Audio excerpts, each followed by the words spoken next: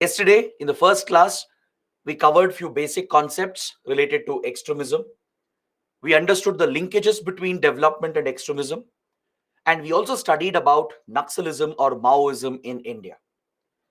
So now we are left with the second half of this chapter. We have to understand how India has tackled Naxalism.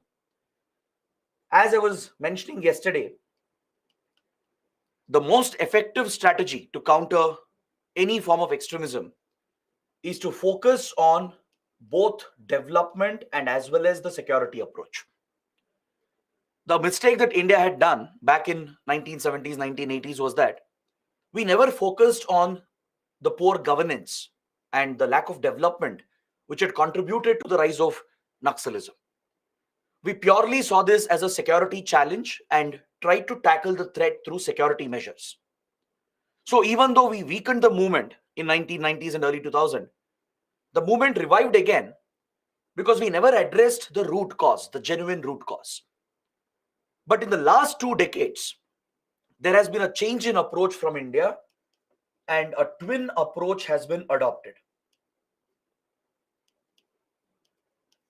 In the last 20 years, the approach of the government of India and the state governments has changed with regard to tackling Maoism. We not only have acknowledged the lack of development, which has been a contributing factor, but we have tried improving governance and we've tried providing for better development, that too at the grassroots, at the panchayat level, in rural areas, in the forested areas. There has been focus on providing better governance to bridge the governance deficit. Along with that, we have stepped up our security operations and we are conducting intelligence-based targeted counterinsurgency operations, which has given a lot of results for the Indian security forces. It is this twin approach of India which has helped in weakening Naxalism in the last 15 to 20 years. And that's the reason why we see a major decline in Naxal activity in the country.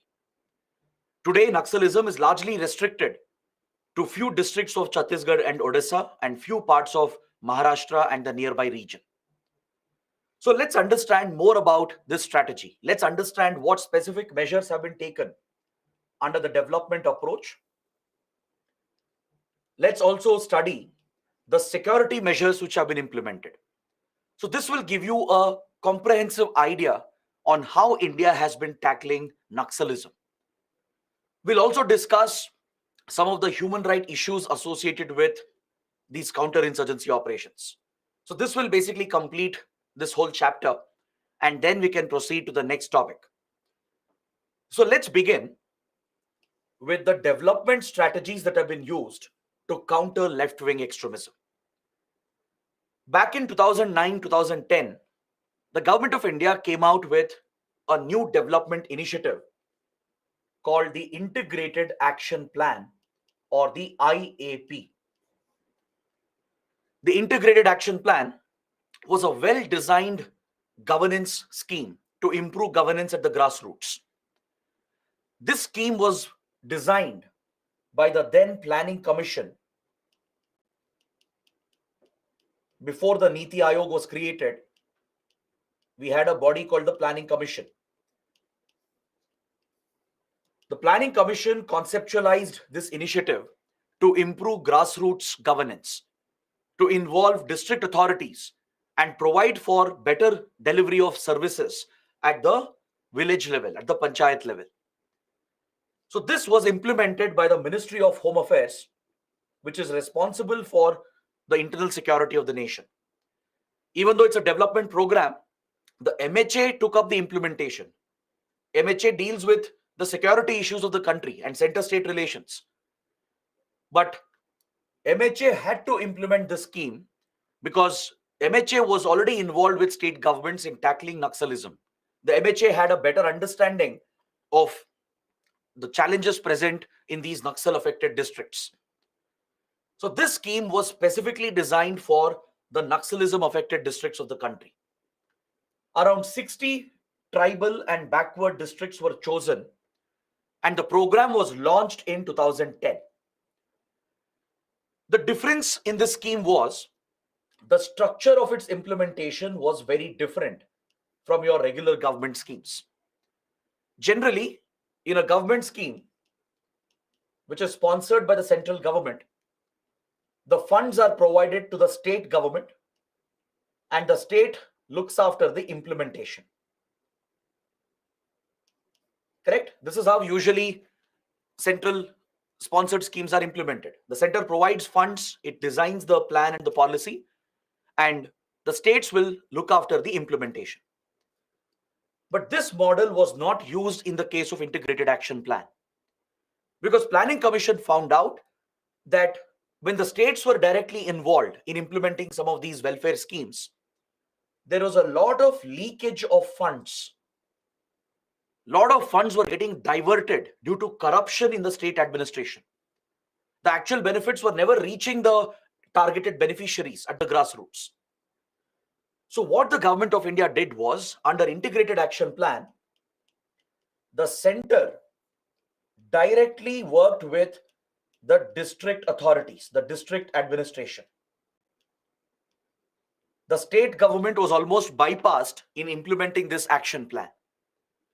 So the center would directly transfer the funds to a district level committee, a high powered district level committee that would consist of the top officials at the district level. Now, in your district, who are the top officials? Obviously, it is your district collector, who is a IAS officer, right? In some states, this office is called as the deputy commissioner or district magistrate, right? In some states, it's called district collector. The names might change from state to state, but the role and function is exactly the same. The IAS officer, who is the DC of the district or the DM, will have tremendous powers over administration in the district. Almost all matters of revenue, land administration, and even law and order, they all come under the DC or the DM. So under the chairmanship of the DC, a district level committee was formed along with the superintendent of police, the SP of the district, who's the topmost IPS officer in the district. And even the district forest officer from the Indian Forest Service was part of the committee. Since the scheme mainly focused on forested areas, tribal areas, and backward areas, the forest officers were also included in this committee. So these three top officials at the district level would be part of the committee, and they would decide on what kind of projects will be taken up for implementation. The district committee would work with the panchayat leaders. They would consult the elected leaders of the panchayats, the Zilla Panchayat, the Taluk, and the Gram Panchayat. They would consult with them and figure out what is necessary for those districts. Because see, the problems vary from state to state, from district to district. So you can't design a uniform program and implement the same program everywhere. Now in Bihar, maybe the problem is lack of education. Maybe in Odisha, the problem is lack of connectivity. In Chhattisgarh, maybe there is lack of electricity or lack of mobile internet connection.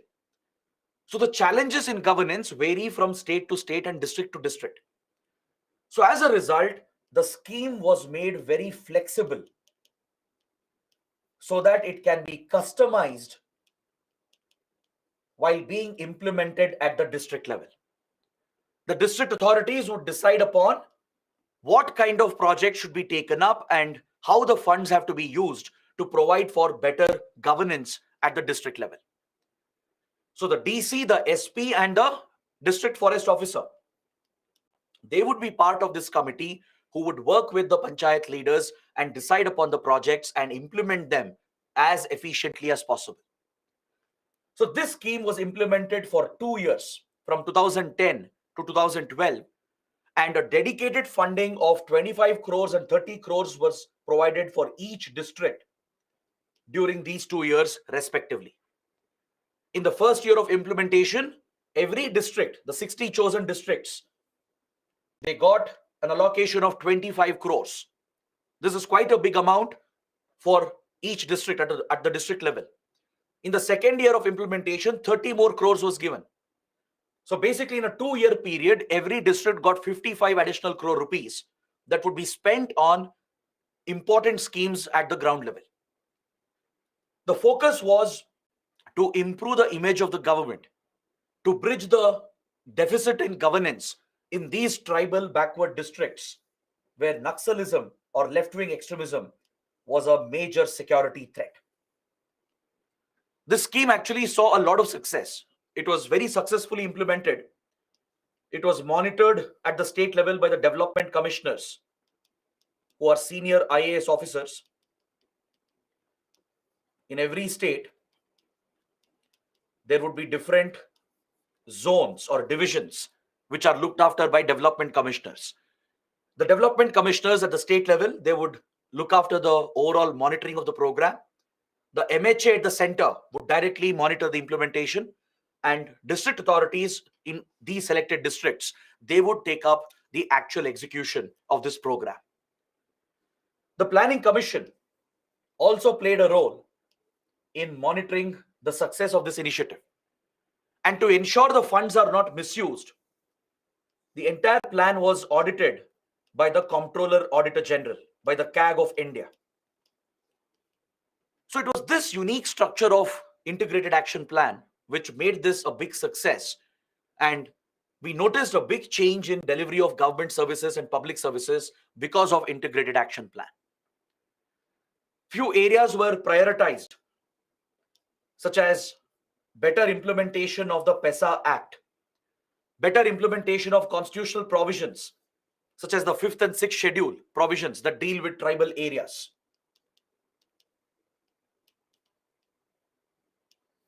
Then important laws that deal with tribal rights and tribal welfare, such as the Forest Rights Act. These specific legal and constitutional rights were the focus of integrated action plan.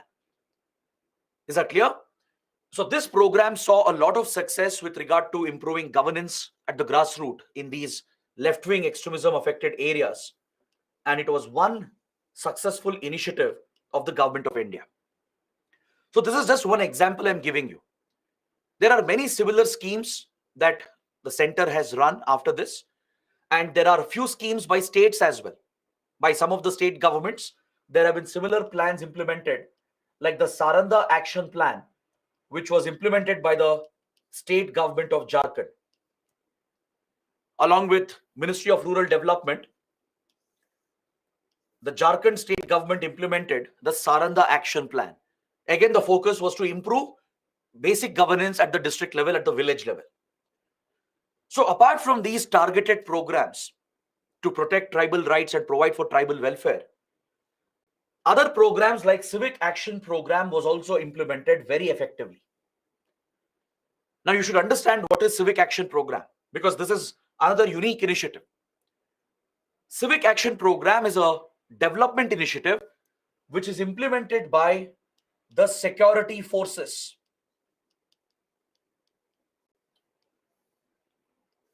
Now this might be a little surprising. Security forces are implementing development programs. Usually that is not their job. The job of security forces is to deal with the security threat. But in conflict zones,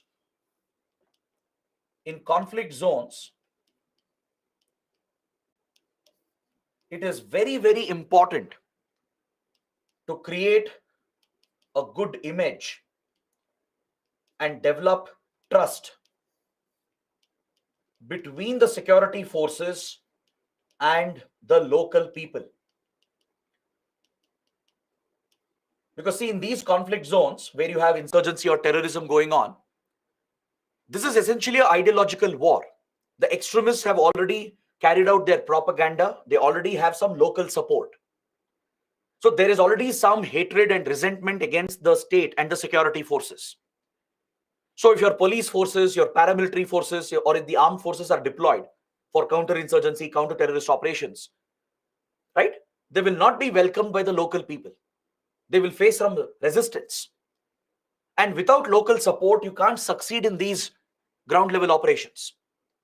You might need local intelligence. You might need local support by the local people to ensure the success of these security operations. So in order to create a positive image for the security forces and to build trust and a bond between the locals and the security forces, a dedicated program is implemented called the Civic Action Program. Under this initiative, the security forces, such as your Central Armed Police Forces, like CRPF or BSF, ITBP, SSB, if they're deployed in counter-Naxal operations, they will also undertake few development initiatives by using the resources that they have. Similar program is implemented by the Indian Army in Jammu and Kashmir and also in the Northeast region. The Indian Army is deployed in a counter-insurgency, counter-terrorist role in Jammu and Kashmir and as well as in Northeast. So here the Indian Army implements similar civic action programs. The whole idea is to build trust with the local people, create a more positive image for the forces, and create that bond, a trust-based bond between locals and the security forces.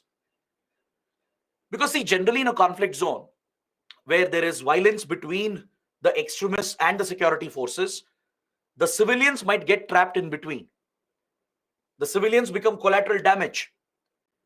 When extremists carry out an attack, civilians might get injured or killed. If security forces are conducting their operations, accidentally civilians might get caught in between and they might get injured or killed. So if this is not addressed by the government and the security forces, it will create even more resentment. There could be allegations of human rights violations against our security forces. In some cases, it might have happened as well. In conflict zones, it is quite common to come across serious allegations of human rights violations by some of our security forces. So to address this particular issue and create a positive image and to build a bond and trust between locals and the forces, this dedicated program is implemented in the conflict zones of India. Because see, the security forces, they have plenty of resources with them. They will have dedicated medical units with doctors and nurses. They will have medical equipment. So what they can do is they can conduct a medical camp. They can provide free medical consultation, free services. They can carry out maybe free eye checkup, free diabetes care. So such basic medical services can be delivered to the local people. And they don't need to reinvent the wheel, right? By using whatever resources they already have, and some additional funds are also given for this program. By using these resources, the forces will be at the forefront. They will take the lead in implementing such basic measures. For example, security forces have advanced communication equipment with them. They will have advanced radio sets. They will have satellite phones. They can share some of the communication networks with the local people, especially if those areas are remote and unconnected. Or let's say the region is hit by a disaster. Let's say there is a landslide or a flood or a cyclone. So these forces can step up and help the people in disaster management. That is how a bond can be built between these forces and the local people.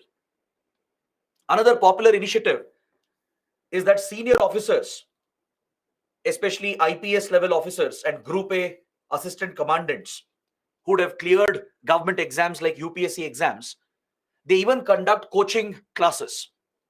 They train the local youth to prepare for competitive exams.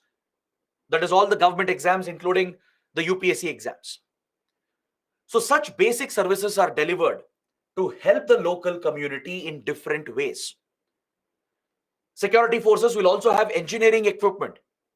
For example, let's say a road or a bridge is damaged and local people are not able to travel.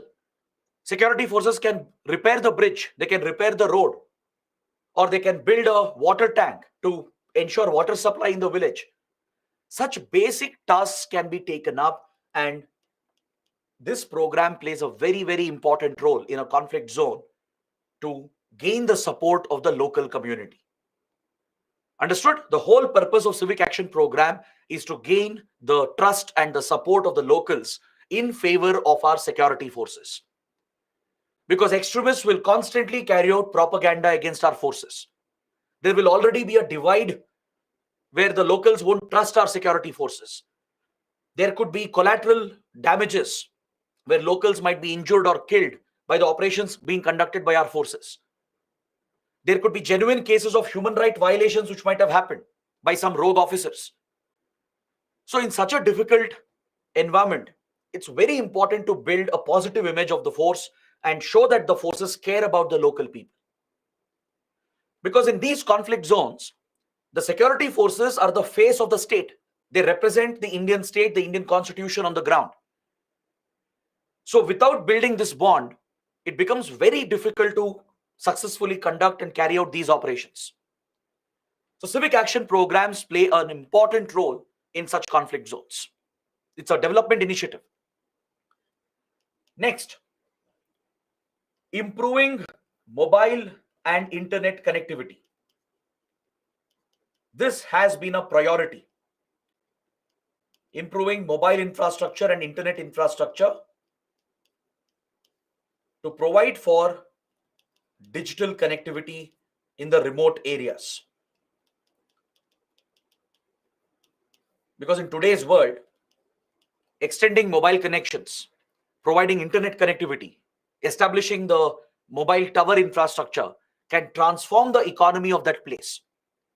Economic transactions will increase immediately if these remote areas are provided with mobile and internet connections. But the problem here is in creating the infrastructure. Because these are remote areas, private companies, they won't reach out to these areas because for them it does not make business sense. They can't spend a lot of capital in creating the infrastructure when they don't have subscribers, when they don't have enough subscribers in these areas, right? So your telecom service providers, internet service providers, they can't reach out and invest in this area. And as a result, these areas become underserved and they are disconnected from the rest of the country. So the government can initiate the step. The government can reach out through government entities like BSNL. The government can take the initial step to create the basic infrastructure that is needed for mobile internet connectivity. So to make this happen, there is a dedicated fund called the Universal Service Obligation Fund. This fund was established by the new telecom policy of 1999. Under the new telecom policy of 1999, this particular fund was established. It's under the Department of Telecommunication. It's managed by the Department of Telecommunication. So this fund is created by mandating the internet service providers and telecom service providers to deposit a part of their revenue into this fund. Since government is going to take the lead and public sector units like BSNL will create the basic infrastructure, private companies are asked to contribute. So as part of their revenue, right, whatever yearly revenue they make, a percentage of it has to be deposited into the fund, which will be used by the government to create the basic infrastructure. The government entities will open the sector in these unconnected areas. They will create an initial subscriber base, and then the private companies can come and take over. So this requires collaboration between the government entities and the private service providers. So that is why a dedicated fund has been set up. This is not just for Naxal areas. This is for all the remote unconnected areas in the country. But within the fund, there is special allocation for Naxal affected regions. Understood? Under the new telecom policy, this fund was created to improve mobile connectivity and internet connectivity, where private companies can't reach out due to business challenges. The BSNL and other government entities will establish the basic infrastructure by using the money deposited in these funds. All the private companies are mandated to deposit a small part of their revenue. So this acts like a pool of capital which is used by the government to create the basic mobile internet infrastructure. And then the private companies can come and expand the network and create a viable market. So this will drive economic activities. It will provide for complete transformation of the region, and it will connect these areas with the rest of the country's network. So this fund is not just for Naxal areas. This fund is for all the unconnected areas in the country. But within the fund, there is a special allocation made for the Naxal affected districts. Then we have focused on skill development programs like Roshni. Roshni is a skill development initiative to provide for vocational training and to impart few basic skills to tribal communities so that they can secure their livelihood. It's a capacity building program specifically meant for the Naxal districts. Is that clear? So basic vocational skills are taught, like plumbing skills, carpentry skills, or masonry skills. Such essential skills are imbibed to the tribal population so they can seek out jobs in the market, or they can start their own business. They can become their own, they can start their own enterprises, and thus they can sustain their own livelihood. So this will help in pulling the tribal community away from the influence of these extremists. So Roshni is an important skill development program focused on tribal upskilling. And we also provide compensation to the victims and the families that are affected by the violence. And we also have a surrender rehabilitation policy in place. These measures are also very, very important in a conflict zone. You should be ready to compensate the victims of the violence which is happening. Right? Many families will lose their family members. The whole family would be uprooted if the bread earner is killed because of the conflict which is going on. Innocent civilians can get caught and they will become collateral damage. People might get injured, disabled, right? Their livelihoods are lost. Or if a family member is killed, the entire family is uprooted economically, financially.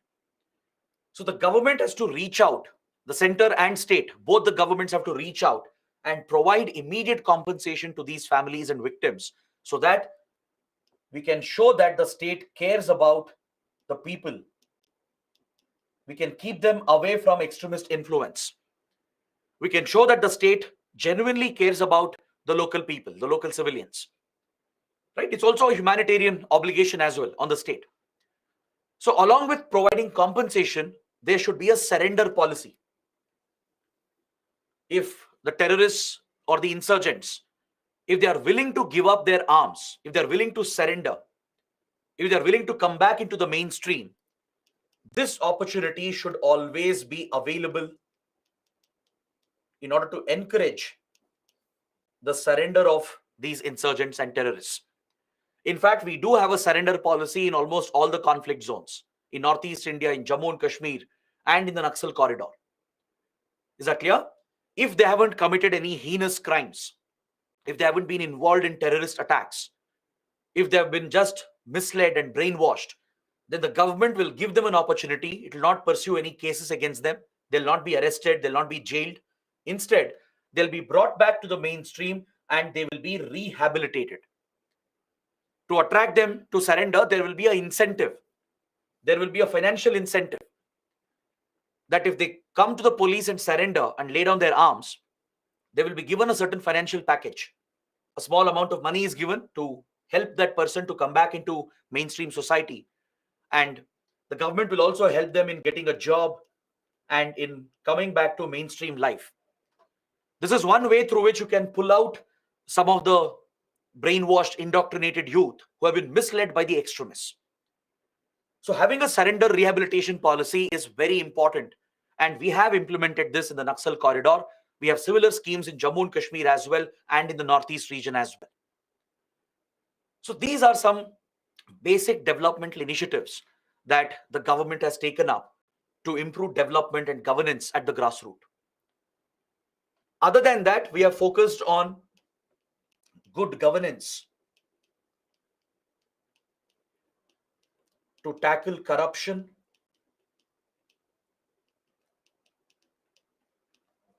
the governments are more focused on building consensus with regard to public projects. there has been a greater focus in consulting the local people before large projects are taken up, before land acquisition is carried out.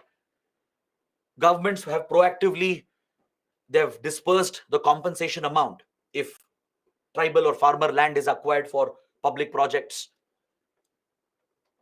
The various other schemes like Manrega, the food security schemes like PDS, the implementation of all these important schemes has become more efficient due to the introduction of technology, due to e-governance. The rollout of Aadhaar has also made a big difference in plugging the leakages, in tackling corruption, so that the beneficiaries get the full benefit without diversion of any funds and leakage of funds. So in general, we have seen an improvement of governance in these areas, right? And this has played a big role in pulling the people away from the influence of the Naxals. Today, farmers, tribal communities, peasants, they are in a much better position, right? Thanks to the better delivery of governance at the grassroots. So these strategies, they're extremely crucial in the Naxal corridor, because that is the only way in which you can gain the support of the local people and you can pull them away from the influence of the Maoists. Is that clear? This is just a sample that I've given you. There are many more initiatives. So what you can do is you can keep track of this in the newspapers. In the newspapers, there will be editorials, columns, which will keep coming on the topic of Naxalism. Every now and then, there will be a mention of some kind of development scheme or initiative. So please make a note of that. You can add it to this list and you can expect a question on these lines, a 10-mark question where UPSC might ask about the development initiatives that have been taken to counter Naxalism in the Naxal corridor. So please be prepared for this. It's a very easy topic. You just have to understand what is the approach the government is taking. Now let's talk about the security measures. Now that we have an idea about the development measures, let's talk about the security measures taken to counter left-wing extremism in the country. First, we'll understand the organizational structure. We'll understand who's responsible for what. Then we'll look at some schemes which are related to security, and then talk about the specific operations, the kind of operations being carried out to target the Naxals. So from an organization point of view, it's of course the MHA, which is the nodal ministry to deal with Naxalism. MHA is responsible for the internal security of the nation, along with handling center-state relations and few other tasks. But the prime responsibility of the MHA is internal security of the country, along with border management and border security. So the MHA has established a dedicated division, the left-wing extremism division, to pay special attention to the Naxal-affected areas. The focus of the division is to help the state police, help the state governments, and help the state police in any way possible to effectively conduct counter-insurgency operations. The MHA is primarily focused on assisting the state governments to supplement the resources of the states so they can effectively fight against Naxalism.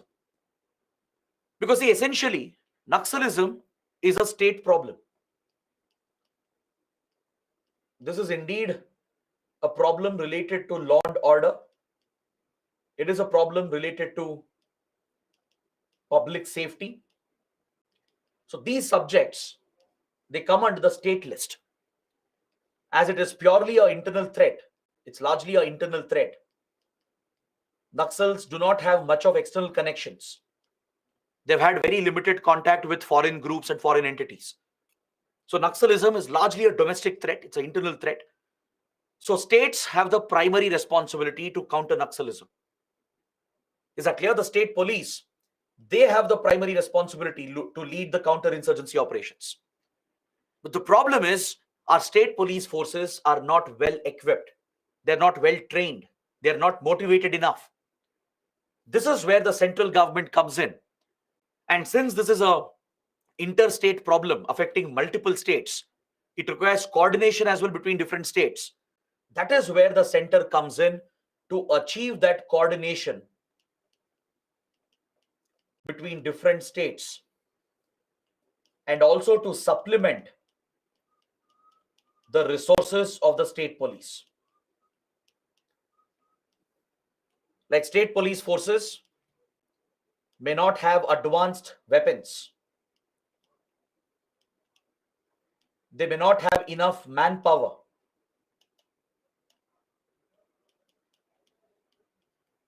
They may lack specialized training in jungle warfare or in guerrilla warfare. They may not have advanced communication equipment. They may not have the right form of transportation, which is safe for the security forces. They need armored vehicles, specially built vehicles to move the troops around. Right? They will need advanced technology as well. Maybe GPS navigation kits, satellite communication. They would need advanced technical intelligence, which is collected through interception, by intercepting mobile and internet traffic, by intercepting satellite communication. So such advanced tools are not available to your state forces. They can't do this on their own. This is where the central government comes into picture.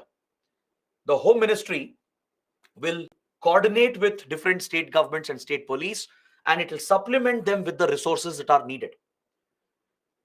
The center will deploy the CAPFs, the Central Armed Police Forces. The primary force that is deployed against Naxalism is the CRPF, the Central Reserve Police Force.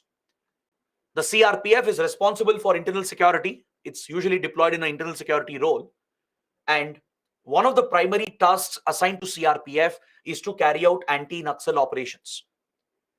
So CRPF troops, they are part of Central Armed Police Forces, which is under the Home Ministry. The MHA has a number of Central Armed Police Forces, like your CISF, BSF.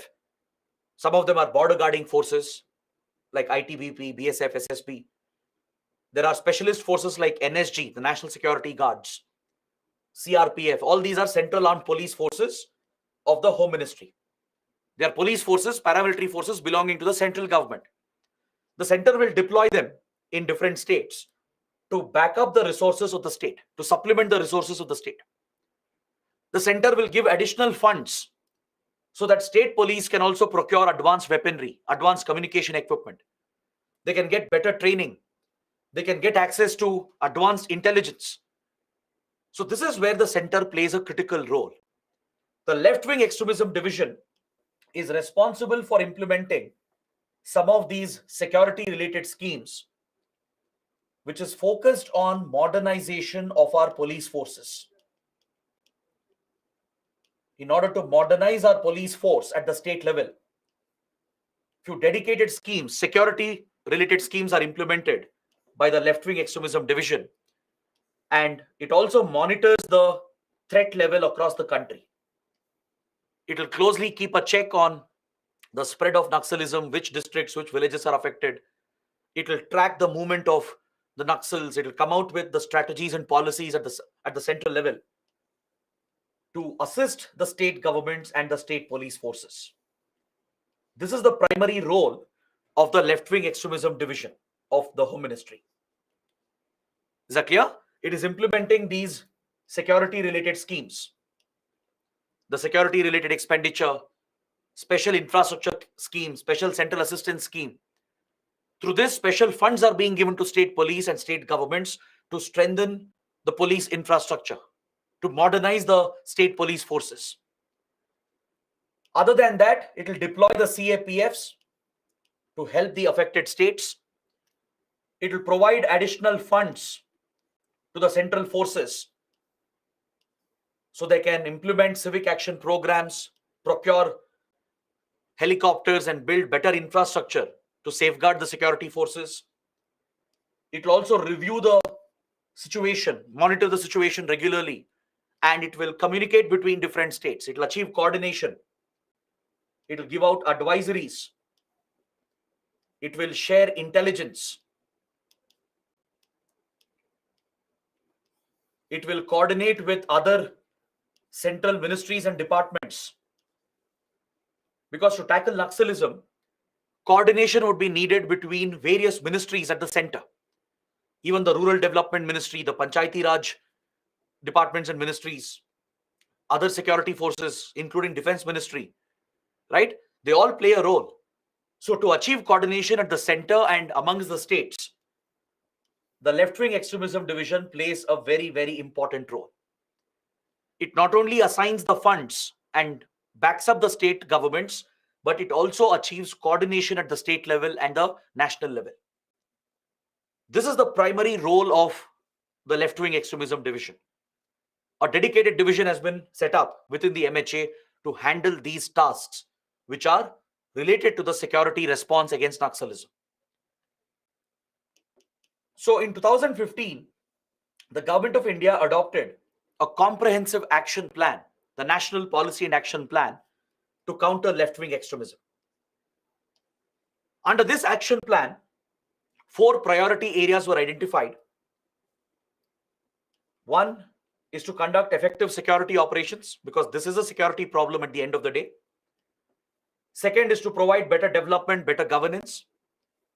Third is to protect the rights of the tribals and the local communities. And third is to ensure the local communities, they get their entitlements, the privileges that are to be provided to them. And fourth is about perception management, mainly to manage the media in order to counter the Naxal propaganda. To counter the propaganda of the Naxals, the government runs a counter propaganda through a media plan, through a media strategy, in order to manage the perceptions. In fact, in any conflict or in any war,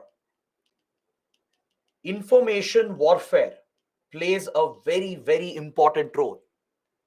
The information which is being communicated, which is being relayed by both the sides, by the extremists and by the government, they play a big role in influencing public opinion. If extremists are conducting propaganda against the government, then we need to counter their propaganda and send the right message. We need to counter their fake news. We need to create a positive image about the government and highlight the achievements and initiatives of the government as well. This is seen in case of wars between two countries as well. When two countries are involved in a conflict, there is very active information warfare which is carried out. Now take India-Pakistan, for example, or the Russia-Ukraine conflict. The different countries which are involved, they engage in an active campaign, a media campaign, and they try to change the perception of the public, the perception of the common man regarding the conflict which is going on. This is usually done by intelligence agencies. Intelligence agencies, they specialize in information warfare. It's part of psychological warfare.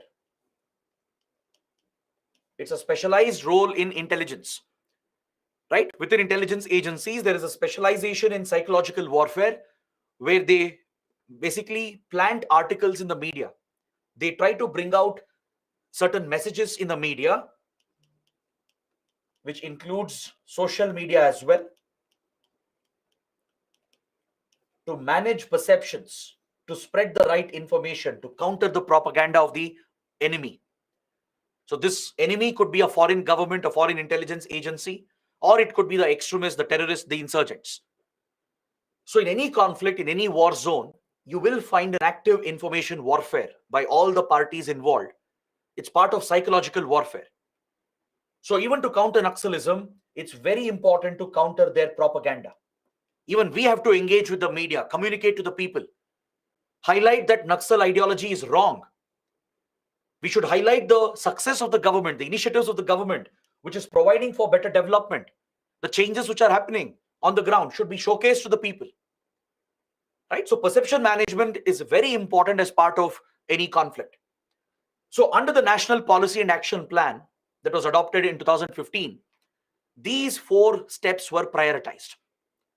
One is the security approach, to carry out effective and ruthless security operations to target the Naxals. Second is to provide better development, better governance. Third is to ensure that the rights and entitlements of the local communities is given to them. And fourth is to manage perceptions and counter the propaganda of the Naxals. So as part of the security measures, we have some important schemes which are implemented, such as the SRE scheme, the Security Related Expenditure Scheme. Now, you don't have to by heart all the details of these schemes. Just understand what the schemes deal with, just the basics, that is more than enough. The Security Related Expenditure Scheme and even the other related schemes which I'm going to mention, they are all focused on modernizing our state police forces. For example, under SRE, state governments are encouraged to procure advanced weapons and advanced equipment and provide better training to their police forces. And whatever cost they incur, this additional cost will be reimbursed by the central government. Now, let's say Chhattisgarh State Police, they don't have enough financial resources to procure advanced assault rifles. So what the center will say is that, please go ahead and buy the weapons you want. We will pay for it. We will reimburse your expenditure. Now, let's say Odisha State Police, they don't have armored vehicles. The center will say, please go ahead and procure these vehicles you need, provide better training to your police, and we will reimburse the cost under this scheme. There is a dedicated scheme for this, the Security Related Expenditure Scheme. So the cost incurred by the Naxal affected states to modernize the police forces, specifically to counter Naxalism, this cost is borne by the central government. Center will reimburse that cost entirely. So this creates an incentive. It creates an incentive to the state governments to modernize their police forces. Because your regular police forces cannot deal with Naxalism. Remember what I mentioned yesterday. Naxals are very well organized. They're very well structured. It's not just another criminal gang. It's a well-structured insurgent outfit. They're highly motivated, highly trained. They have sometimes better weapons than your police forces. Sometimes they have better communication equipment, better strategies, and better tactics than your own police forces. Your ordinary police force cannot tackle the Naxal threat. Naxals use the geography to their advantage. They hide in forests. They carry out ambush attacks. Right? They engage in guerrilla warfare. So you need your police forces to also specialize in guerrilla warfare tactics. They will need commando level training. So all of this will require a lot of expenditure. So states are being encouraged and incentivized through the scheme to modernize their police and set up dedicated anti-Naxal forces. Is that clear? The cost will be reimbursed by the central government. There are many similar schemes on these lines, such as special central assistance for 30 most affected districts. The funding is given again to modernizing the police infrastructure to strengthen the security infrastructure in the state level. You have special infrastructure scheme, which is mainly focused on fortifying the police stations. Because remember, Naxals primarily target the security forces and government buildings. One of their preferred target would be the police station itself, because they'll not only manage to kill few police officers who they see as their target, but they can also loot weapons from the police armory. This has been one strategy of Naxals to get hold of advanced weapons. They loot from our own police and security forces by attacking police stations and the base camps of security forces. So you need to strengthen the infrastructure, the security measures around the police stations and the security camps present in the Naxal areas. These facilities have to be fortified. You need to build 12 feet walls, provide electric fencing, install CCTV cameras, provide for bunker facilities, watchtowers. These basic security measures have to be taken to defend your police stations and security camps from Naxal attacks. So for strengthening the police infrastructure and fortifying the police stations, dedicated funds are given. In fact, a separate scheme was launched later as well to help out some of the states in fortifying the police stations. So this is how the center has been helping the state governments and the state police.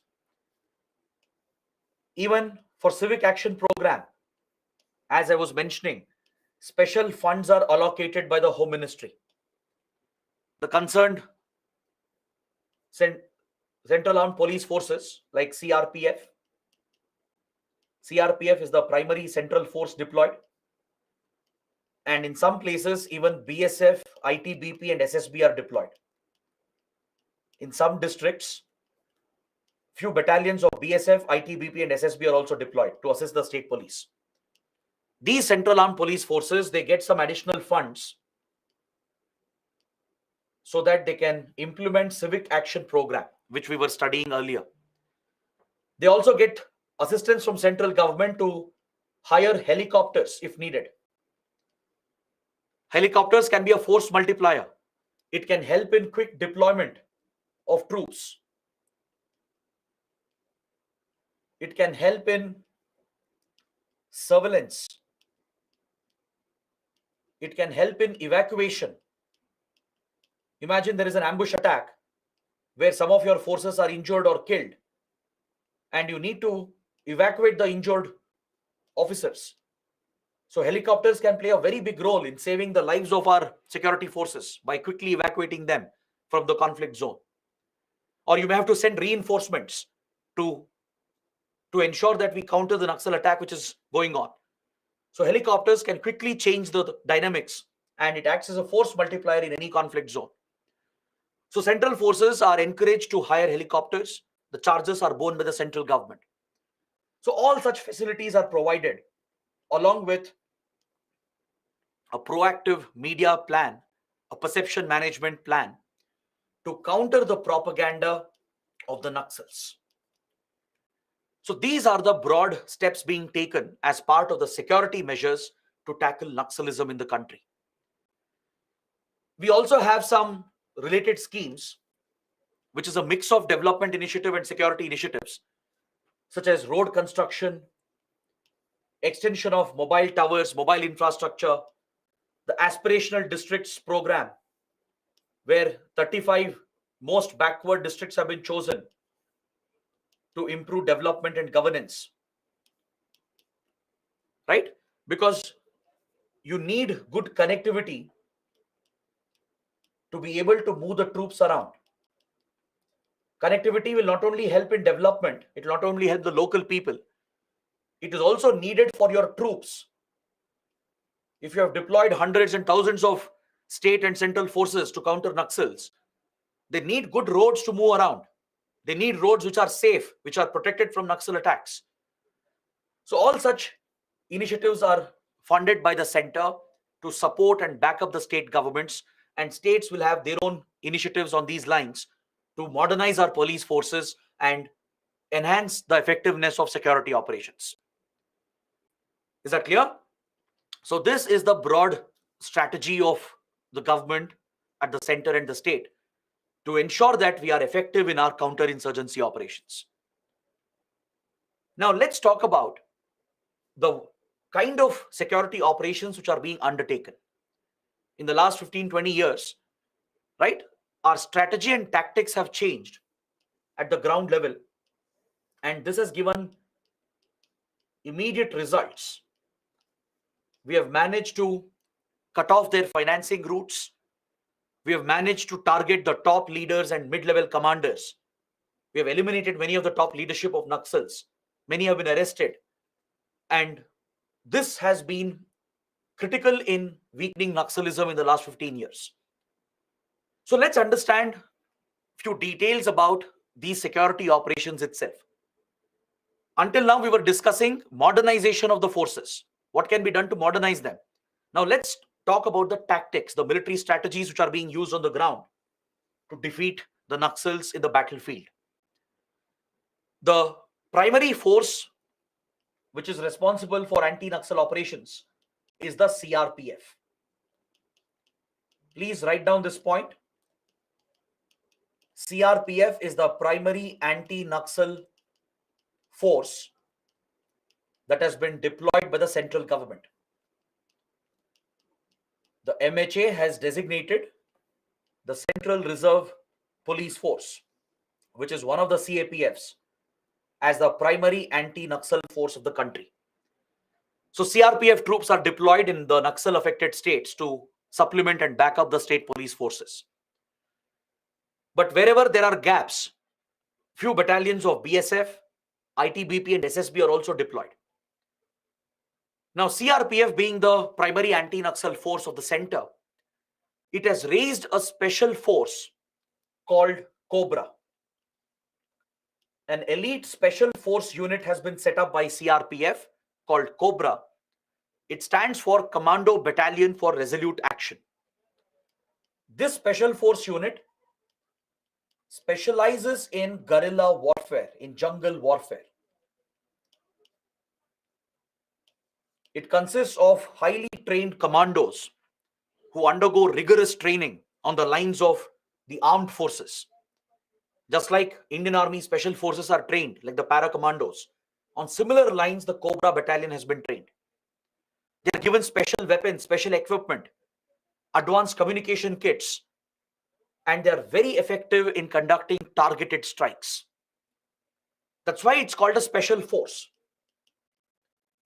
See, throughout this subject, we will keep mentioning many special forces of India. You might have heard about the Black Cat Commandos or the NSG, the National Security Guards. They are a kind of special force unit. The Para SF, the Para Commandos of the Indian Army. The Marcos or Marine Commandos of the Indian Navy. The Garud Commandos of Indian Air Force. Right? And we also have something called Special Frontier Force, SFF, of RAW, which belongs to Research and Analysis Wing. So these are some special force units. And they're called special forces because they're truly special in every way. Not everyone is recruited into a special force. It requires utmost physical and mental fitness to qualify as a commando to a special force unit. Only the best of the best soldiers are chosen into these units. The recruitment is very rigorous. The training is brutal. They're put through very, very rigorous, brutal training to increase their physical and mental fitness. All right, and they operate in very small units. Special forces, they always operate in small units. And they would have received highly specialized training. And they are provided with special weapons and all the technical gadgets that are needed to enhance their operational effectiveness. They will have GPS navigation kits. They will have better body armor, better body protection. They will have advanced assault rifles. Is that clear? They will have dedicated canine squads or dog squads. They will have micro drones that they can use for surveillance, which they can carry in their backpack. They are trained to handle their own medical casualties. If there are injuries, they need not wait for a reinforcement to come in. They'll be trained in basic first aid and in managing and handling the crisis immediately. Essentially, special forces are self-contained units. They are very small units of few commandos. They operate on their own. They don't need much of outside support. And they can be very effective in precision operations. If you have to conduct a precise strike against a high-value target, right? If you have to destroy a certain facility of the extremists or the enemy, special forces can be very, very effective. So CRPF has raised one such commando unit called Cobra, the Commando Battalion for Resolute Action, that is a specialist guerrilla warfare unit. It has received specialized training from the Indian Army. The Indian Army has a dedicated commando training school that provides specialized training in guerrilla warfare and jungle warfare. So this school of the Indian Army has given training to the Commando Battalion of the CRPF. And the Cobra commandos have been very effective in anti-Naxal operations, where they are working with the state police forces. Is that clear? So that is one new strategy which has been used. Next, there was an operation that was carried out starting from 2009, which has been unofficially labeled as Operation Green Hunt under the then Manmohan Singh government, when Naxalism was reviving. Right, CPI Maoist had been formed in 2004, and Naxals were regrouping and carrying out major attacks. So the Intelligence Bureau assessed that Naxalism is reviving and it's becoming the biggest threat for India. So then Manmohan Singh even said that left-wing extremism is our biggest internal threat.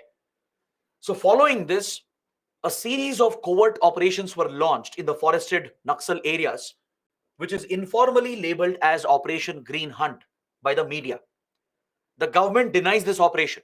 The government has not acknowledged these series of operations that were conducted in the Naxal corridor. Is that clear? It was largely a covert, a secret operation. This apparently went on for many years. From 2009, these operations lasted until 2012. These were intelligence-led operations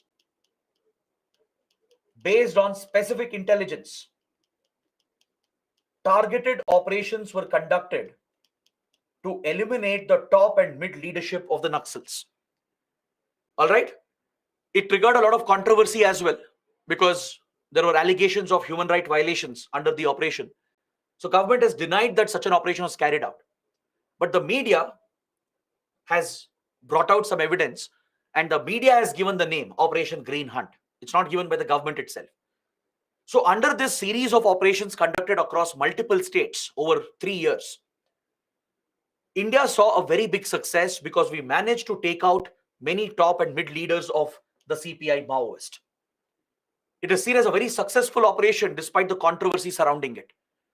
This played a big role in weakening Naxal activity after 2012. Is that clear? Next, even the state police are not behind. State police forces have taken their own measures, especially the Andhra Pradesh police. They played a critical role in destroying the PWG,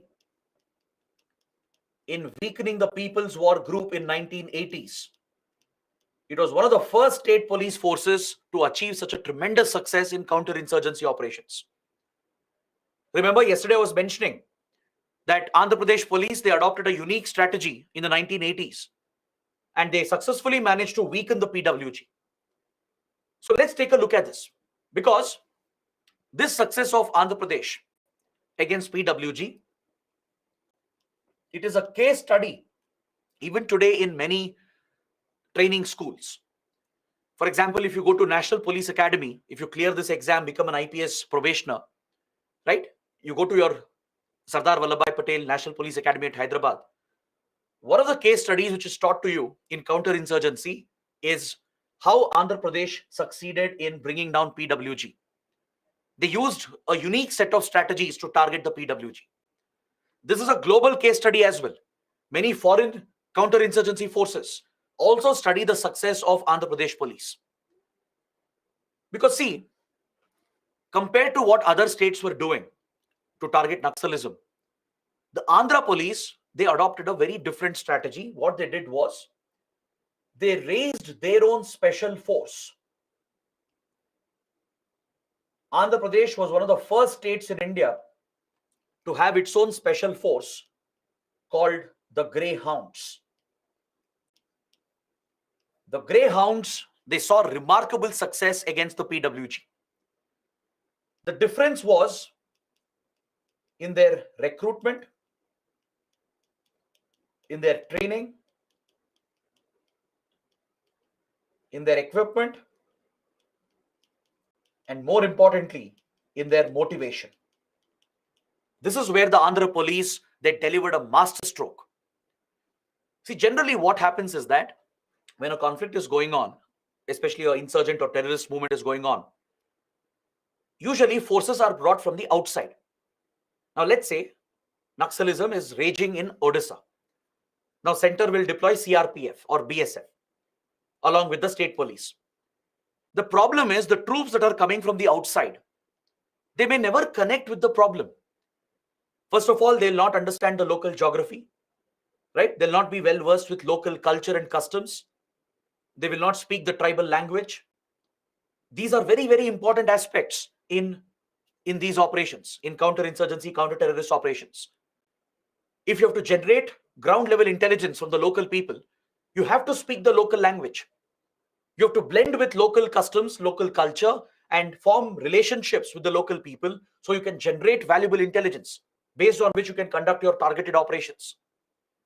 You should be well versed with the local terrain and geography, and outsiders will not have that kind of experience. And also, outsiders will not have the right motivation as well. Now, let's say you're bringing CRPF troops, right? Some of them will be from Kerala, some will be from Assam, some are from UP, Bihar, Karnataka. You deploy those troops in Odisha, right, to fight Naxals. They have no personal angle. They have no personal motivation to defeat Naxalism. We are not questioning the professionalism of the troops. We're not questioning their drive. But they don't have the personal connect. But imagine if local youth are recruited who are affected by Naxalism, who would have lost their family members, whose education was ruined because of Naxals. If you recruit such youth, they will have a stronger urge to fight Naxalism and defeat Naxalism at any cost. It becomes a personal battle for them. This is the strategy that Andhra Pradesh adopted. Under the leadership of few legendary IPS officers, the Andhra police, because back then you didn't have Telangana. Telangana was part of the United State of Andhra Pradesh, correct? So the Andhra Pradesh police adopted these strategies. They raised a special force unit called the Greyhounds, and they only recruited the local youth. They focused entirely on the tribal belt and the forested areas where Naxals were active. They handpicked most of the members. They saw which families were affected by Naxal violence. Because as I told you, Naxals would have targeted civilians as well. They might have killed few family members. So they will have a personal grudge. Some of their lives and livelihood and their education would have been ruined because of Naxals. So such youth were specifically identified and they were recruited into the special force. They were given specialized training by the Indian Army. The Andhra Pradesh police got them trained by the Indian Army. They specialized in guerrilla warfare. They were given specialized weapons, specialized equipment which is needed to give them an edge over Naxals. And more importantly, they were highly driven and highly motivated compared to your regular troops. Most of them who are part of Greyhounds, they had a personal angle to fight this war. It was not just about some government or some extremist force. It was personal for them. So when the loss is personal, the motivation is stronger to fight back and defeat the ideology itself.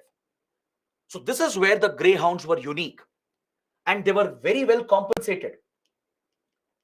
Since they are putting their lives at risk, you need to incentivize them with better pay, better perks. If they get injured or killed, they should have a very big compensation which is given to their family, right? That is also a big motivation. So all these arrangements were given, and Greyhounds became very, very successful in targeting the PWG. In the Eastern Ghats, right, in the Telangana, Andhra Pradesh belt, the PWG was almost wiped out by the Greyhounds because of this unique strategy. They generated actionable local intelligence. They worked with the local tribes. They spoke the local language, right? They could easily get information on where the PWG troops were hiding. And they would effectively carry out these operations as they understood the local terrain and geography. And because of their strong motivation, special training, and special weapons, they saw tremendous success against the PWG. So this is one success story, right? So this now is being replicated by other states as well. Most of the Naxal states, they're raising their own anti-Naxal forces with special forces training. Like Chhattisgarh has raised the Black Panther. Odisha also has its own special force unit. within the state police, a special force that specializes in guerrilla warfare has been raised mainly by recruiting the local youth and by giving them better training and better motivation. So this is always a good strategy to follow when you're fighting an ideological war, when you're dealing with a protracted conflict, correct? This strategy can be very, very important in countering insurgency and terrorism. That is why it is a case study. The success of Greyhounds is a case study in many police and security schools where training is provided to future officers. Is that clear? Now, along with all these measures, the central government is providing a lot of logistical support. We are bringing advanced weaponry and advanced tools and advanced technology to enable our fight against Naxalism. The Indian Air Force has been deployed in a non-combat role. Indian Air Force has been deployed in a non-combat capacity where some of its helicopters are being used for evacuation. Right? In some of the affected states, Indian Air Force helicopters are deployed not to target the Naxals, not in a combat role, but in a non-combat role, only to provide transportation, only to provide airlift capability to the troops. So if intelligence is received that Naxals are hiding in this particular area, instead of taking the road route, which might be risky, because Naxals are known to plant IED bombs on the roads or under bridges. Naxals often carry out these ambush attacks. They plan this ahead. They deliberately leak their location to the security forces. And when the forces try to reach them and hunt them down, the road would have already been booby-trapped. They know the road they will be taking. So they would have dug up the road and placed IED bombs under it. These are pressure-activated bombs. Or they would have identified certain bridges where the vehicles will pass, the convoy will pass, and they would have already placed the bombs. The moment the convoy passes, it will explode, killing multiple troops. And Naxals will surround them. They will surround the convoy. They'll be waiting in ambush around it. Once the explosion happens, there is chaos. Many troops are killed. Immediately, they open mass firing and kill even more troops on the other side. This is a common strategy of the Naxals. So deployment through road might be risky sometimes. It will take time as well.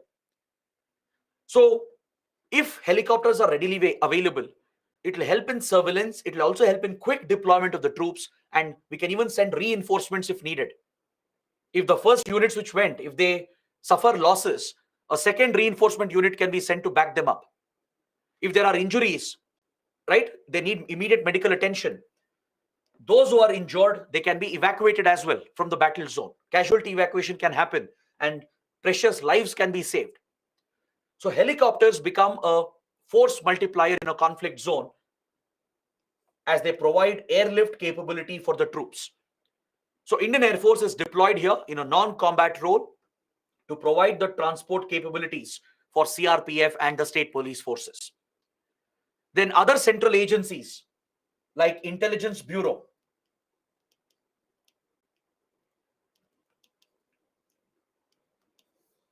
and as well as the NTRO, they are very closely involved in surveillance and intelligence gathering. The IB, which is responsible for domestic intelligence, will develop HUMINT or human intelligence. It will develop human assets. Essentially, intelligence operatives will be trained to infiltrate into these groups and join the groups and work as double agents to provide classified information which will help us in targeting these groups. Or they will try to identify one of their members, get some leverage on that member and turn them against them and make them work for the government, make them work for the Intelligence Bureau. So these are human assets who play a critical role in intelligence gathering. So infiltrating terror groups and insurgent groups is a primary task of IB and as well as RAW. Is that clear? Human intelligence can be very reliable. It can lead to actionable intelligence. So infiltrating these groups, planting our assets inside these organizations is a critical part of covert operations. Along with that, IB specializes in technical intelligence. It will carry out interception of mobile phone calls, messages, internet traffic, radio communication. All forms of communication will be intercepted. And we have a specialized technical intelligence agency for this called NTRO, the National Technical Research Organization. NTRO is India's premier technical intelligence agency.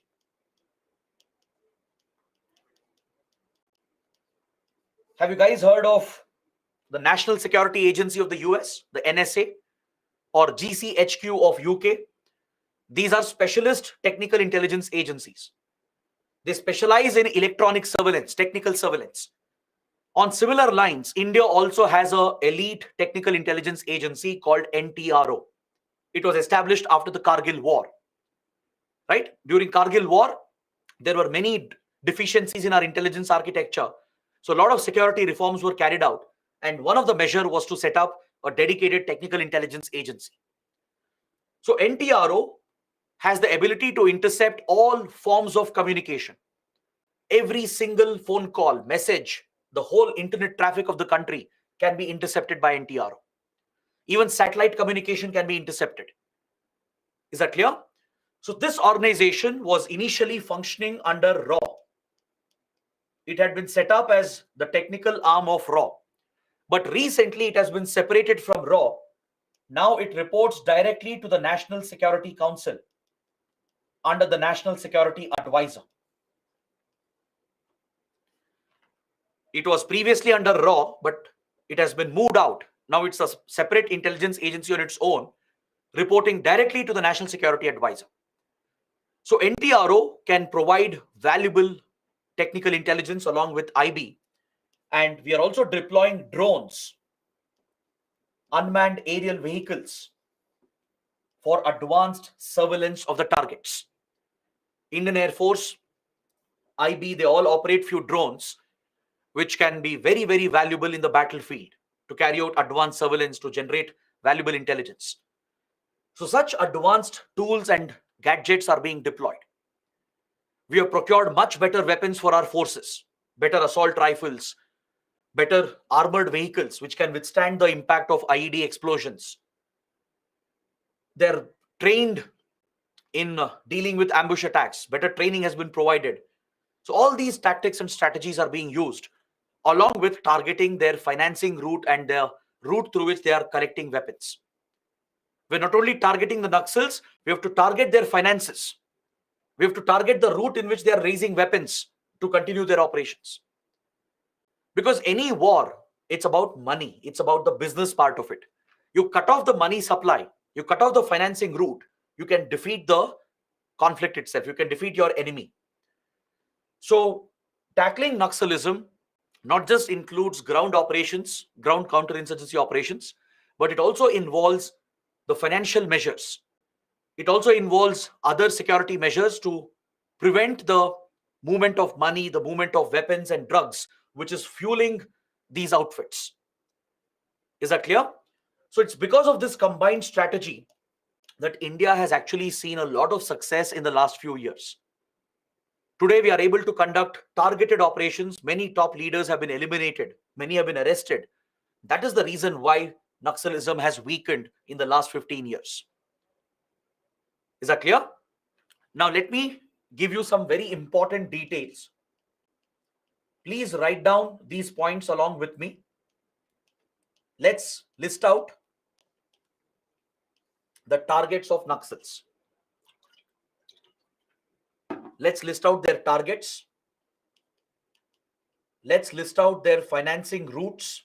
How do they raise money for their operations? Let's also understand how they source weapons.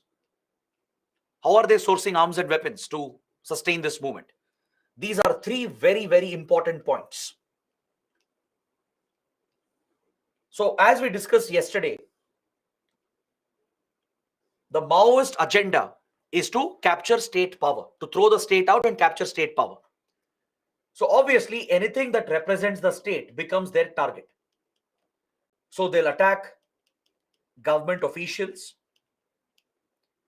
they will attack the security forces. We have seen many cases where police officers, IPS and IAS officers also have been kidnapped by Naxals.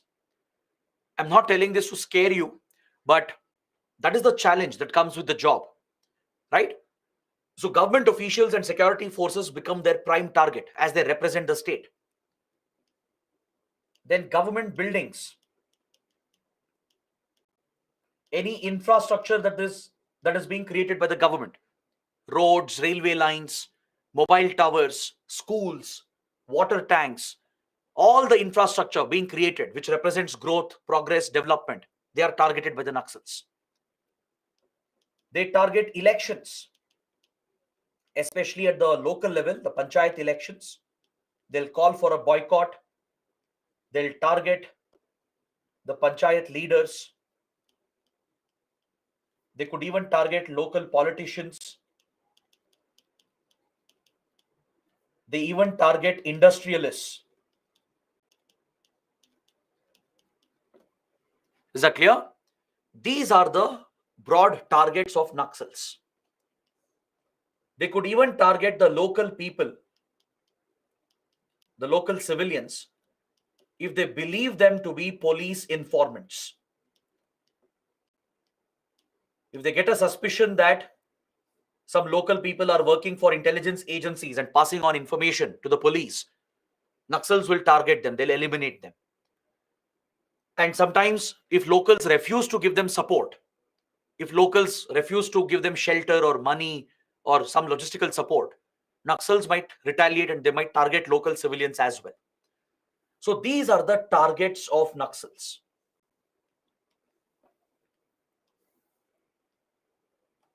Is that clear? The method of attack largely used by Naxals is an ambush attack, which is a classic tactic of guerrilla warfare. They basically lure the forces, they attract the forces by leaking some information about their location. They would have planned the route through which the forces will reach. They would have planted bombs along the route, and they will surround the convoy and open large-scale firing to kill as many troops as possible. As I told you, they are specialists in building IED bombs. They trigger these IED explosions to target the convoy of troops and then surround the location and open fire to kill whoever is still surviving. And Naxals are so depraved that they've used dead bodies of our martyrs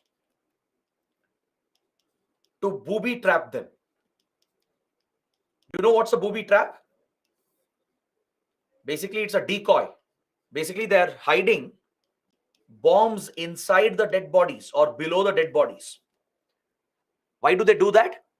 Because they know that the security forces will come back. Reinforcements will come to pick up the dead, right? To give medical attention and to take them back, to provide them a basic cremation. So what they do is, either they will cut open the bodies and place IEDs inside the dead bodies, or they'll place it under the body. These are pressure activated. The moment the reinforcement troops come, and if they try to lift the body, immediately there will be another explosion. Even the reinforcement troops are targeted. This is how depraved Naxals are.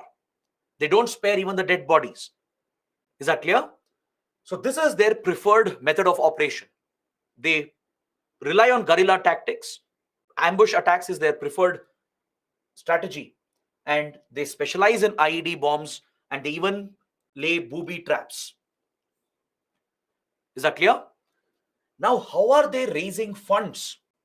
How could this movement sustain for almost 7 to 6 decades? Right? Without substantial funds, the movement cannot continue. As I told you, any conflict, it's about money, it's about business. Without the money supply, without enough finances, these movements cannot sustain. So who is financing them? Where are they getting the money from? Usually, terrorist insurgent organizations. They work closely with organized criminal cartels. They get involved in drug production and drug smuggling. Naxals do this as well in the forest areas where they control the region. They encourage the locals to grow opium. They cultivate opium and they smuggle this, they traffic this, which earns a lot of money to fund their operations. And also, terror and insurgent groups, they consume drugs, they use drugs to brainwash and indoctrinate the local youth. If they get new recruits, to radicalize them, to brainwash them, they have to desensitize them. So they get them addicted to drugs. Drug addiction is a huge problem, right? There is a direct link between drug addiction and radicalization. Many terrorist and insurgent outfits use this strategy in the Northeast as well, in Punjab, in Kashmir as well. They will hire the local youth, they'll recruit them. To further radicalize them and indoctrinate them and desensitize them, they'll make them drug addicts. Because drug addicts lose sensitivity, right? It plays with your mental and physical balance, and they become easy targets. They become like robots. It's easy to train them, brainwash them, and make them more brutal so that they can carry out attacks in their name. So they use the drugs for their own consumption as well, and they smuggle and traffic this by working with criminal cartels to raise funds. They could even tie up with arms traffickers, not only to source weapons for themselves, but also to smuggle weapons for a commission. They could smuggle drugs and weapons for other criminal gangs to get a commission in return, which will fund their operations. They resort to extortion. This is one of the biggest routes through which they are raising funds. They threaten the local industries, the businessmen, politicians. They act like criminal gangs. If they don't pay the extortion sum which they demand, the ransom, if they don't pay the ransom, they are going to kidnap them or kill them. So they will threaten local factories, the local business owners, local shops, right? They'll target the rich and the affluent. They'll target politicians. And many times they provide the services for hire. Just like criminal gangs, they'll try to settle real estate disputes. They'll work for one politician against the other. There have been cases in Jharkhand, in Bihar, in Chhattisgarh, where one politician who's standing for elections, he has hired Naxals, because they would have contacts. He has hired Naxals to threaten his political rival to not stand for elections. To ensure this guy wins the election, he has paid Naxals to threaten his rival, to threaten his opponent, to ensure that he doesn't stand for elections. This is nothing but pure extortion. This is criminal activity, like a criminal gang. So they raise weekly, monthly donations like this. They have to pay, or else they'll be threatened and targeted. So extortion is another route. So these are some of the primary sources of funding, and they do get some donations as well by sympathizers. There could be Naxal sympathizers, maybe in urban areas. There could be Naxalites who are influenced by the ideology, but they themselves will not get involved in the acts of terrorism. So what they do, they provide support through donations. They might provide legal support, support in the media. There could be sympathizers around the country who might be giving such support as well. So extortion, donations, commissions raised through organized crime, direct involvement in drug production, drug trafficking, and arms trafficking. These are the primary sources of Naxal funding. Their foreign contact has been very limited.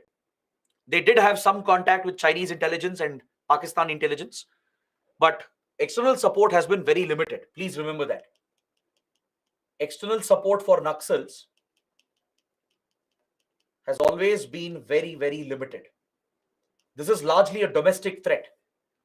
It's primarily an internal threat. They did have contacts with LTTE of Sri Lanka. They had contacts with Northeast insurgent groups, with Lashkar-e-Toiba as well. But all the contacts have been very limited. It's not much of a threat. At one point, especially back in 60s and 70s, Chinese intelligence was known to sponsor the Maoist war. Pakistan's ISI also had contacts with them. It had got LET and the Maoists together to collaborate together. The Naxals were collaborating with the LTT in Sri Lanka and Northeast insurgents in Northeast India and Myanmar. So there have been those connections, but it's very limited. It's largely a domestic group operating inside the country. So apart from these financing routes, they are sourcing their weapons by directly buying from global arms traffickers. They work with these criminal gangs, organized criminal gangs. They use the money they raise to source some advanced weapons from abroad. This is one part of the weapons that they acquire. All right, but they don't have enough money to procure advanced weaponry, too high advanced weaponry. They do invest in satellite phones, in high advanced communication, encrypted communication, even in some assault rifles, rocket launchers, etc. So they'll give some money for this. They'll set aside some money for procuring advanced weaponry from these global transnational criminal networks. The biggest route is by looting police stations and police armory. They will target police stations and security camps, and they will loot weapons from the police and security forces. They will also loot weapons after attacks from our security personnel. Now, let's say they carried out an ambush attack. They've killed the troops, right? The weapons will be lying around. So they will steal those weapons. They loot and steal weapons from our own forces, from the armory, from the police stations, and following attacks, they steal the weapons from our own forces. That is a preferred tactic as well. Apart from that, they procure local country guns, which is very cheap and affordable. Since Naxals are not very well funded like other terror groups, they used only a small part of their funds for advanced weapons from arms trafficking cartels. But since they have very limited funds, they rely mainly on looting and stealing from our forces. And second, they procure some local country guns where there are illegal factories, gun factories in UP, in Bihar, and also in Nepal. See, in UP and Bihar, there are notorious criminal gangsters and criminal gangs, right? They often rely on these country weapons produced by illegal gun factories. If you guys have seen, let's say, gangs of Wasepur, Mirzapur, right, you would know what I'm talking about. So this is a major threat. There are criminal gangs involved in producing these illegal local country guns. They're very cheap. They're made by local craftsmen. Many times they misfire. They don't even function properly. But criminal gangs procure them, and even Naxals procure them because it's cheap and affordable. So there are many such factories present along the Nepal border and also in UP and Bihar. And this is another source. It's a cheap source for easy access to weapons. So this is something you should understand. What are their targets? What are their financing routes? And how are they sourcing their weapons? Because this is what India is targeting. The National Investigation Agency, the NIA, which is responsible for counterterrorism,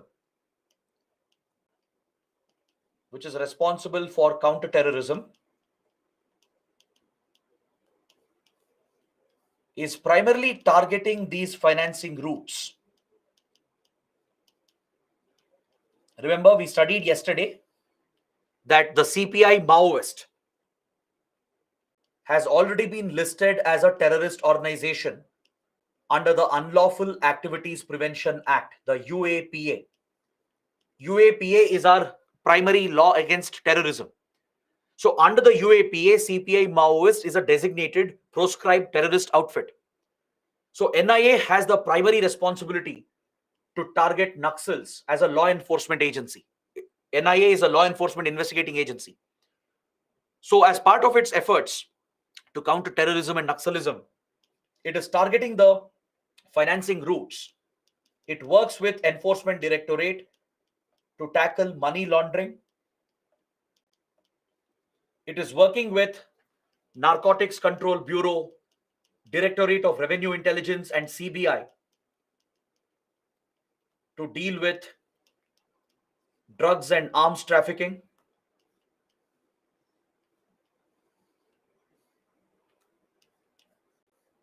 So all such proactive measures are being taken by our investigating and law enforcement agencies.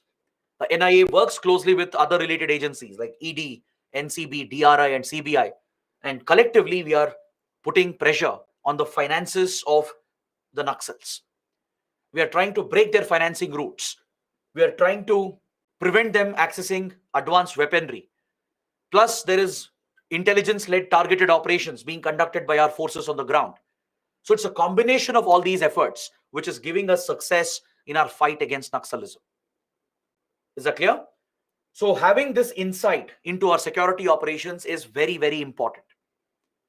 In interviews, there can be detailed questions on this. Let's say if you're given IPS as your preference in the top three services, you can face questions on Naxalism, detailed questions on the strategies and tactics. So it's good to be aware of this. You can get a mains question as well, asking you to explain the security measures taken up. So if you're able to list this out, it's more than sufficient. Now let's take up the next topic, the Samadhan Doctrine. The Samadhan Doctrine. But do let me know if you want a break right now. Let me know in the comments. If you want to continue, I can continue for 15 minutes. We can wrap up the chapter.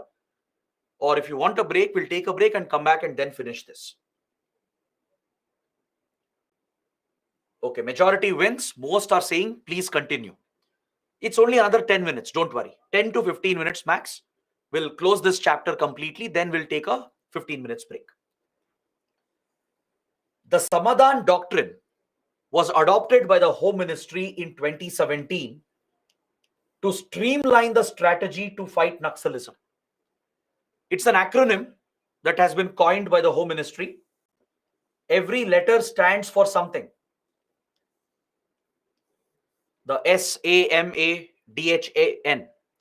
Each letter stands for one core strategy, which should be the priority for our security forces in tackling Naxalism. So this acronym was coined by the Home Ministry called the Samadhan Doctrine, which streamlines the strategy against Naxalism. It streamlines the security strategy against Naxalism. So the S stands for smart leadership. The center is expecting the state governments to display leadership at the state level, to take ownership of the fight against Naxals. Essentially, the Home Ministry is encouraging the state governments to take ownership of the anti-Naxal operations in their respective states. Meaning the states have to lead from the front. The state police and your state governments, they are being asked to lead from the front and display smart leadership in the anti-Naxal operations which are being conducted. And the center will give them all the support needed from behind. It will supplement their resources. It will provide additional troops, funds, weapons, equipment, and intelligence to back up the state forces. So S for smart leadership by the states, where they take ownership of anti-Naxal operations within their states. A for aggressive strategy. The security forces are being urged to be more aggressive and proactive in hunting the Naxal outfits. So they are urged to take up any measure required to modernize the forces to improve their capabilities. So this could include fortifying the police stations, procuring more helicopters, procuring advanced weaponry, adopting more aggressive tactics on the ground to target the Naxal groups. M for motivation and training. By now, you have understood how important training and motivation can be, especially when you're countering insurgency and terrorism. Motivation and training is absolutely critical. So this is where Indian Army has been playing a big role in providing specialized training to our special forces. The Home Ministry is urging the states to focus on motivating the troops and giving them specialized training on the lines of greyhounds of Andhra Pradesh. Is that clear? Next, A for actionable intelligence, which we just studied. Intelligence, if it is real time, if it is actionable, you can carry out targeted operations. Because see, intelligence agencies like IB, NTRO, they receive a lot of inputs every day, thousands of inputs every day. Now they can't act on every input, correct? They have to thoroughly assess all the inputs coming in. They have to generate an assessment and see which of those inputs are actionable, on which you can act. Now, this intelligence has to be reliable. It should be verifiable as well. Basically, your human intelligence sources should match with the technical intelligence sources. That verification, background check has to be done. So, if your intelligence is actionable, meaning if you can act upon it in real time, that is when you can conduct targeted operations. Meaning you need specific information, not vague inputs. Vague information will not help you. You need very specific inputs, that where is this leader present? Where exactly is he hiding? Where is the money moving around? Very specific information. Which is the next attack they are planning? Which members are part of the attack? What are they planning to do? Such specific information is needed in real time to carry out targeted operations. So A for actionable intelligence. Intelligence which can be acted upon. Then D for dashboard based KPIs and KRAs to monitor the progress. To monitor the progress being made, KPIs and KRAs have been identified, which are being depicted on a dashboard format. Those in the corporate sector will understand KPIs and KRAs. It's your key performance indicator and key result area. Now, any task you take up, right, there will be certain indicators that will help you point out your performance and how you're performing. Let's say you're preparing for UPSC exam. Your goal is to crack this exam. So you can track your performance, you can monitor where you stand, you can review yourself and generate a feedback by identifying KPIs and KRAs in your preparation.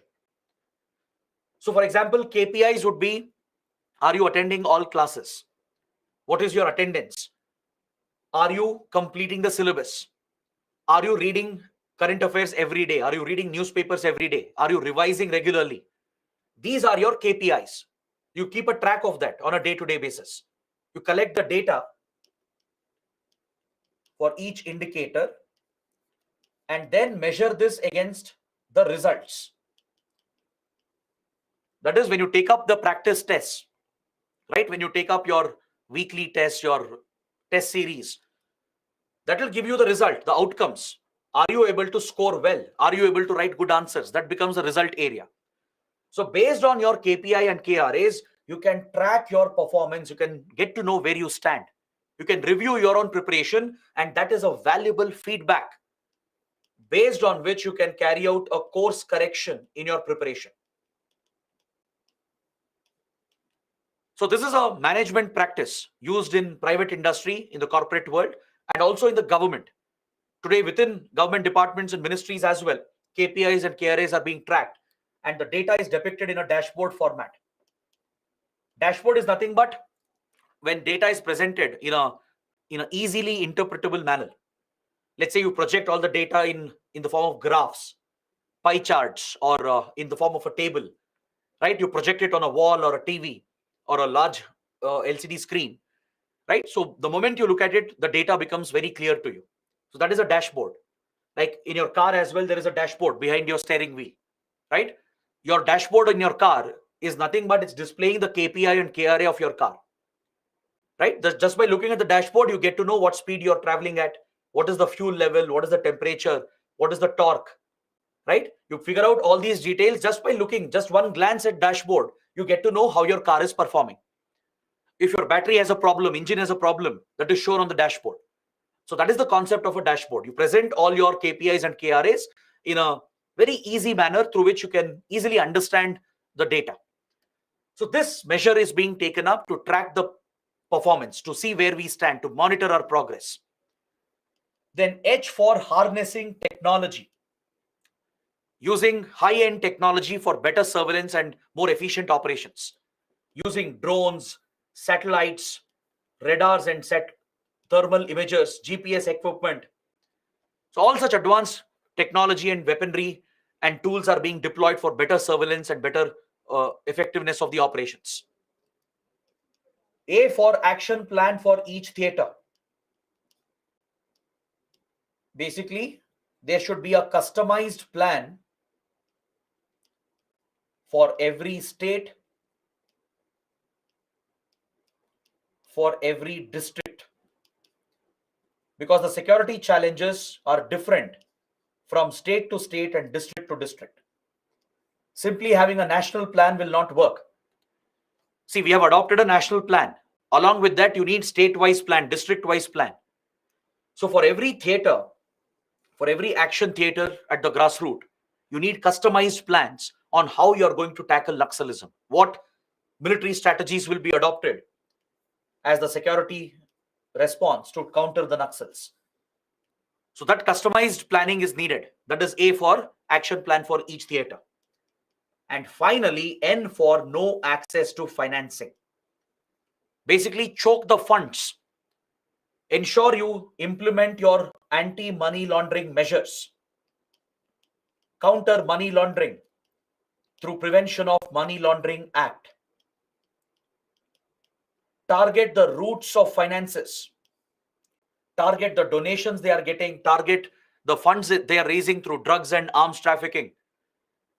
Target the extortion that they are carrying out.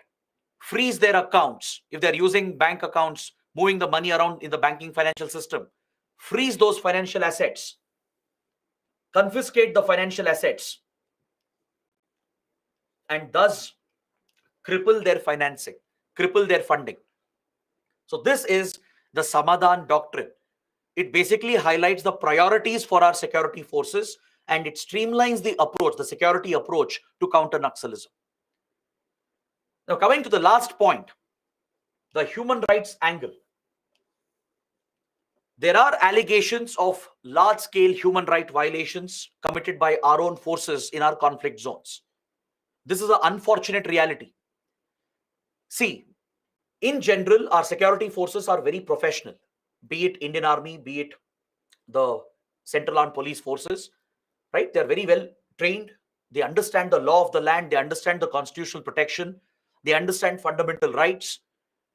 So in general, our forces are very professional and at the level of the force, they're not engaging in targeted human rights violations. We don't do that, right? We are a civilized democracy. But at the ground level, there could be rogue officers. There could be these rogue officers who break the law, who deliberately violate human rights in the name of conducting these operations. There are many cases, not just in Naxal corridor, I'm generally discussing about all conflict zones, be it Punjab, be it Jammu and Kashmir, Northeast India. In all the conflict zones, there are serious allegations against Indian Army, against Assam Rifles, CRPF and others that human rights abuses have happened. There are fake encounters, fake killings. Usually it is done for rewards and promotions.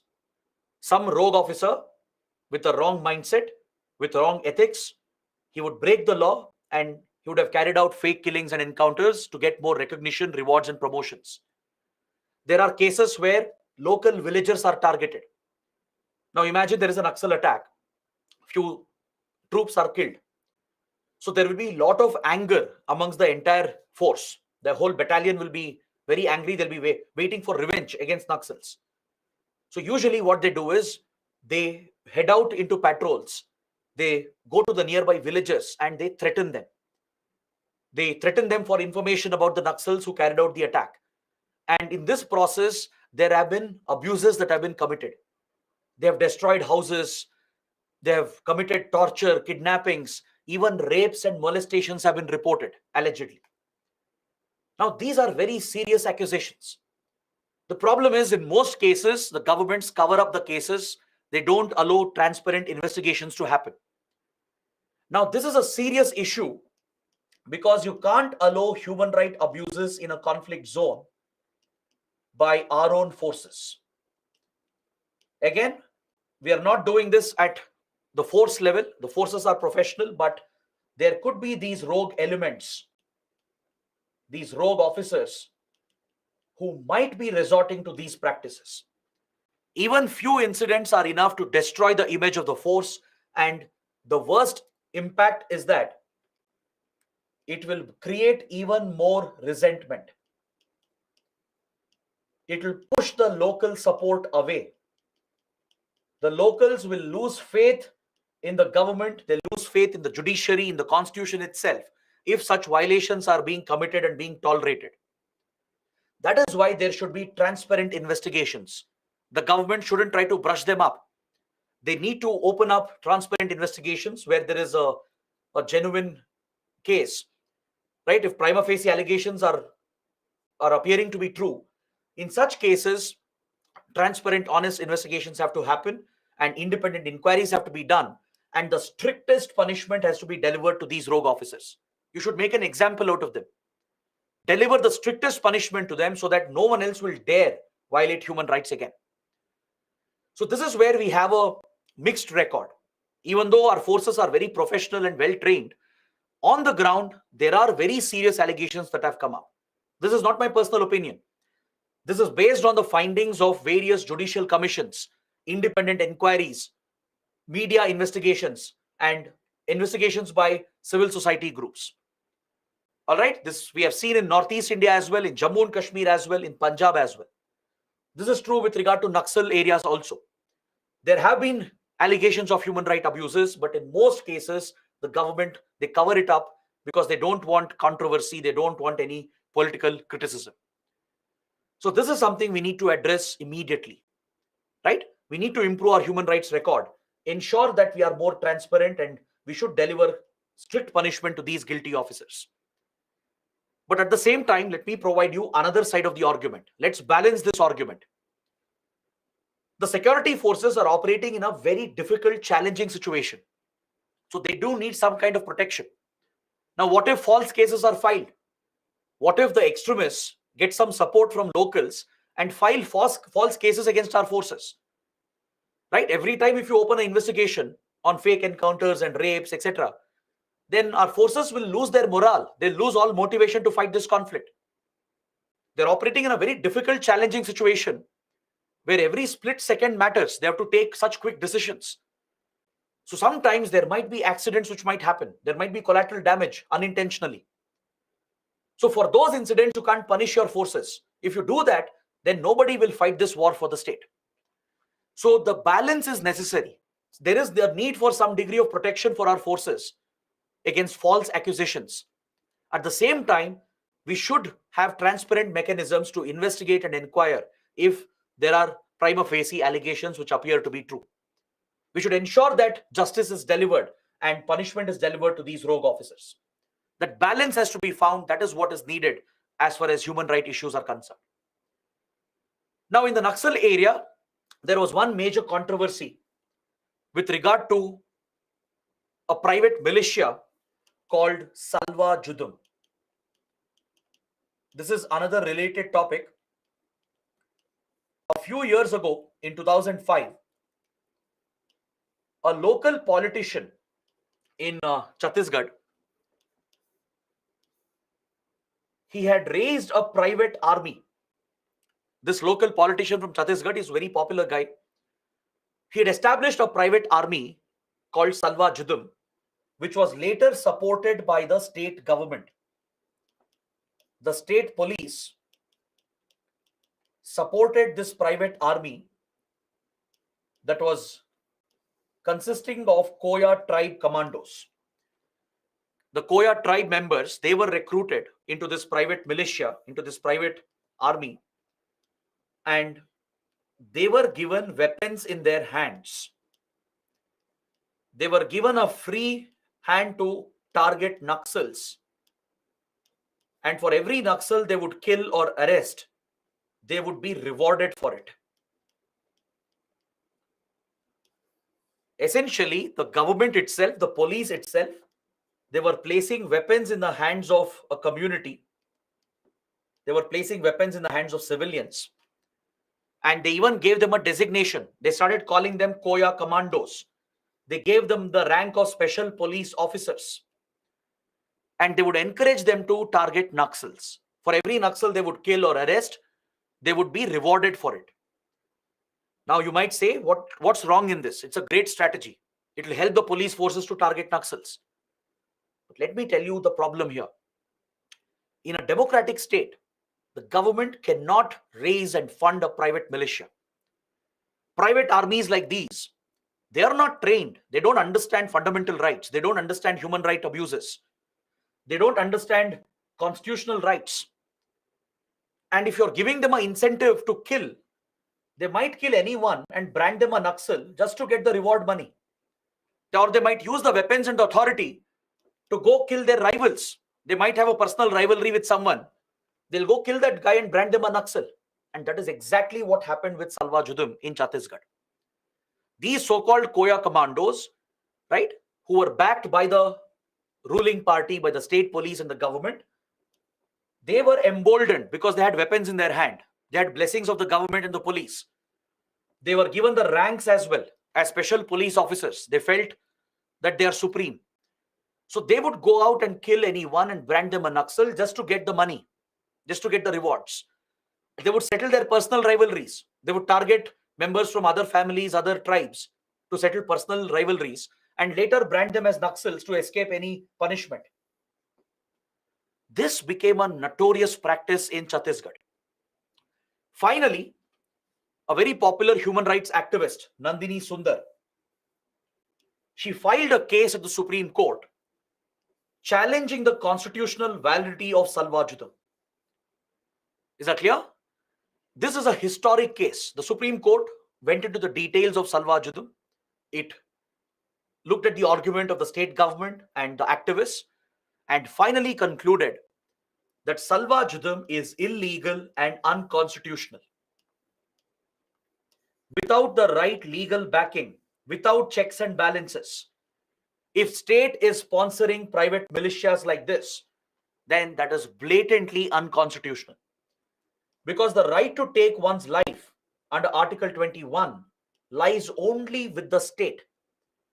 That too, if the procedure established by law is followed. Only the state has the power to take one's life under Article 21 after following the procedure established by law. Now, your private militias, they don't have any training. They're not state institutions. They're not state authorities. They're not accountable. Tomorrow, if they commit violations, who will hold them accountable? Who will punish them? Right? So as a result, the Supreme Court declared Salwa Judum as illegal and unconstitutional and ordered the Chhattisgarh government to disband Salwa Judum. This is a historic case, the Nandini Sundar case. But there are some disturbing reports in the last few years that Salwa Judum continues in a discreet manner despite the orders of the Supreme Court. Even though officially Chhattisgarh police have disbanded Salwa Judum, it is said that they are continuing it discreetly without publicizing it. On the ground, they are still backing such private militias to counter Naxals. These are very disturbing reports because it goes against the orders of Supreme Court. When Supreme Court declared it as unconstitutional, right, states should have completely stopped the practice. But there are some reports in the media that this practice continues in an illegal, discreet manner, which is a major concern as far as human rights issues are concerned. Is that clear? So the issue of human rights will come up in any conflict zone. It's all about striking the right balance. Yes, our security forces face a big challenge. They operate in very difficult conditions. So they need some degree of protection from legal consequences. You can't entertain every false, fake accusation which is targeting our forces. Right? You need to protect them, give them some immunity to them so they can operate freely and they can remain motivated, keep their morale high when targeting these extremists. At the same time, the immunity should not become blanket immunity. If rogue officers are committing these violations, they should be punished.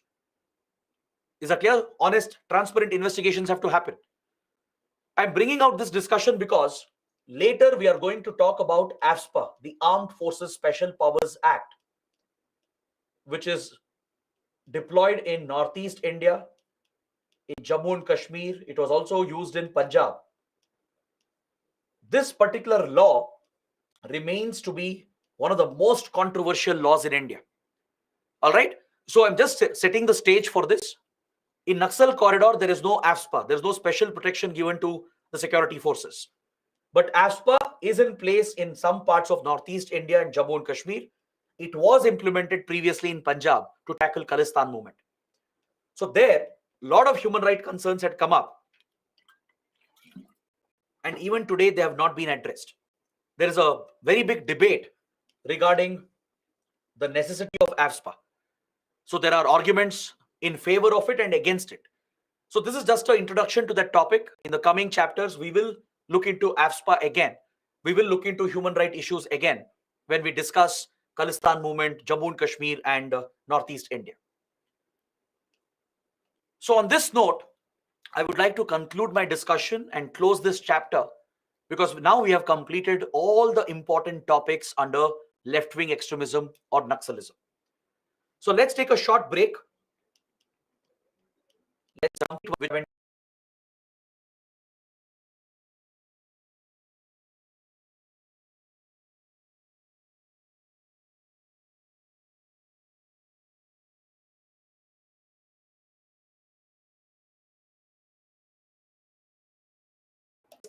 first question is by Vivek.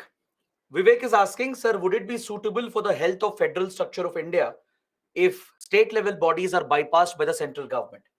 I think Vivek is referring to the integrated action plan, how center was directly working with the district administration.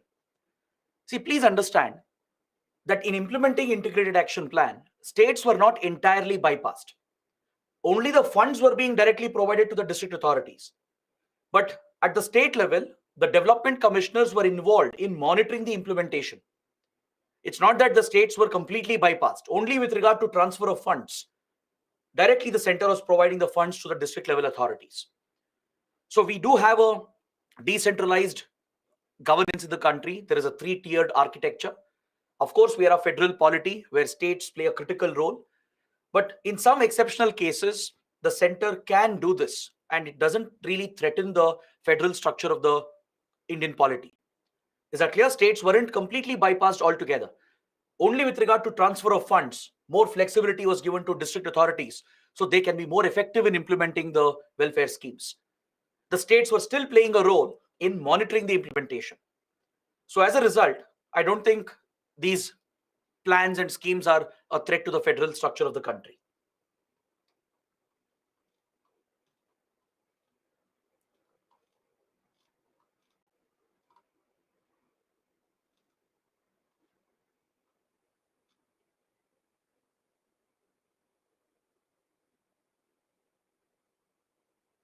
Femina is saying that, sir, there is a problem of digital divide in terms of spatial arrangement of telecom companies and internet service providers, as they're not providing any connectivity to the tribal hamlets.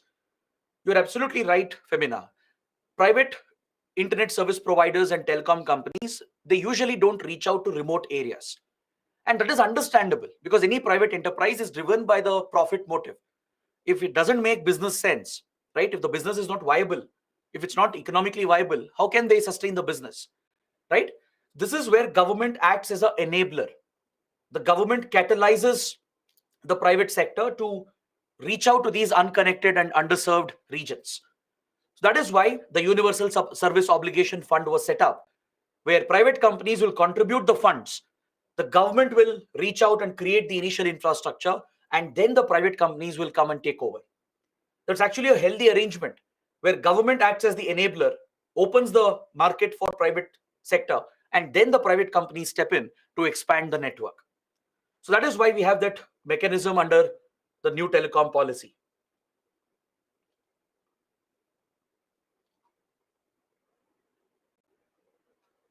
Atharv is mentioning the Vibrant Village program by Ministry of Home Affairs. We will discuss that at a later point, right? Not right now. When we come to border management, so there we will discuss the role of border villages, what we are trying to do to develop border villages. Recently, there is a program, a development program launched by the Home Ministry called the Vibrant Villages Program. It's specifically for villages present along the Chinese border. So we will study that, but under border management. Next, a student is asking, so we often hear about urban Naxals. Please explain. See, I get this question in every class. Whenever we discuss Naxalism, students ask, who are urban Naxals or what is urban Naxalism? First of all, let me tell you, there is no official designation used by the government as urban Naxals. This is largely a political propaganda that exists. Don't use the term urban Naxals in your answers in the examination.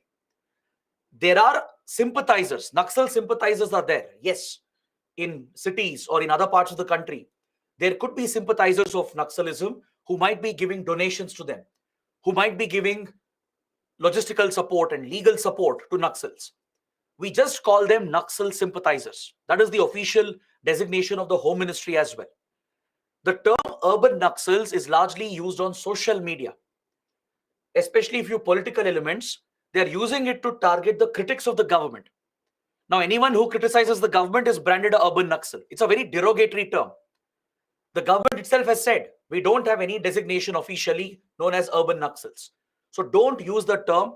It is a derogatory political term. It's a political propaganda where few political elements are targeting the critics of the government by branding everyone as an urban Naxal. Every journalist, every critic, every thinker and intellectual is branded as an urban Naxal. This is a derogatory term, largely on social media. It's part of the propaganda. So don't use the term. Government itself has said that we don't designate anyone as an urban Naxal. Officially, it is not done. So it's not acceptable to use the term. You can just say that there are Naxal sympathizers. Across the country, maybe in Indian cities, there are Naxal sympathizers. Maybe there could be some intellectuals, some civil society activists, journalists who might be sympathizing with Naxal ideology and working for them and helping them. So they will be targeted. They will be targeted as extremists.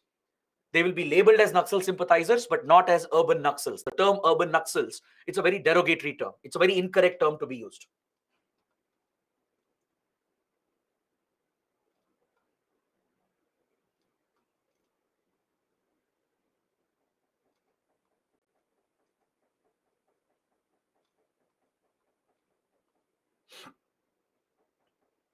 NTRO full form, National Technical Research Organization. Prerna is asking, what are ambush attacks? Ambush attacks are surprise attacks where the attackers are hiding. They attract or invite the security forces to a location where they would have assembled around it. They would have hidden around that location and they launch a sudden surprise attack, guerrilla attack against the forces which are coming in. So that kind of surprise attack is called an ambush attack.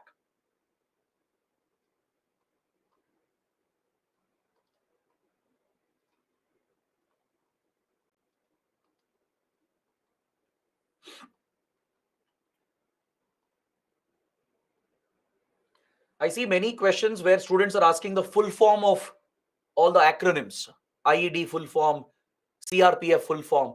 Don't ask such questions. It's a waste of your time and my time. First of all, I'm mentioning the full form as well when we are discussing. And second, let's say you miss it. You can always Google that. That's not a question you should be asking in class.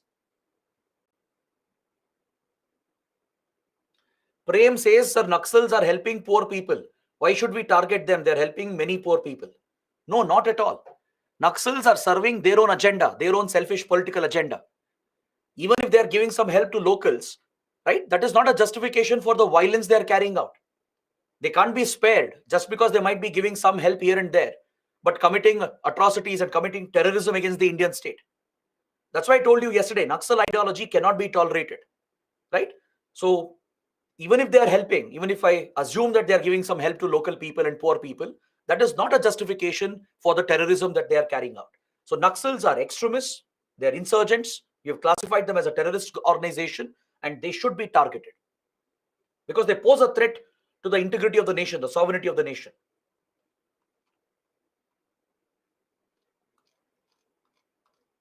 let's see, maybe 2-3 questions more, and then we can proceed with the discussion.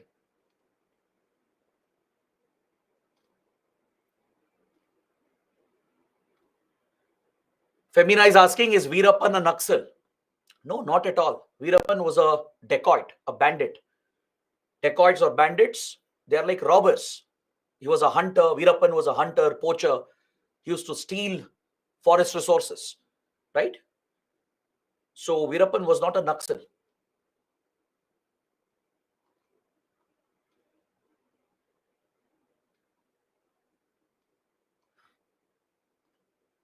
See, Rahul has said Nandini Sundar is an urban Naxal, supporter of Naxalism. You can't make such statements. You should be a mature, responsible UPSC aspirant. Nandini Sundar is a well-regarded activist, right? You can't just brand anyone who criticizes these policies, brings up these complicated issues, and just brand them as an urban Naxal. Don't ever do that in your exam. You will lose marks. If evaluator sees such statements, they will immediately cut marks from your answers.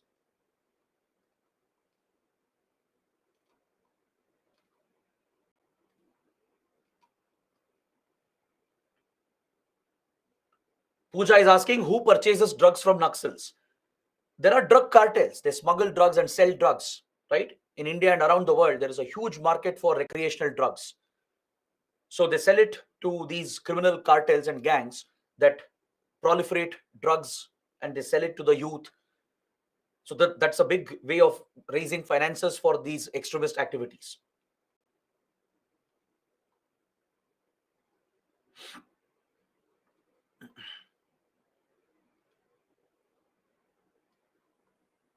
Pooja is asking, if we know some politicians who are working with Naxals, why don't we stop them?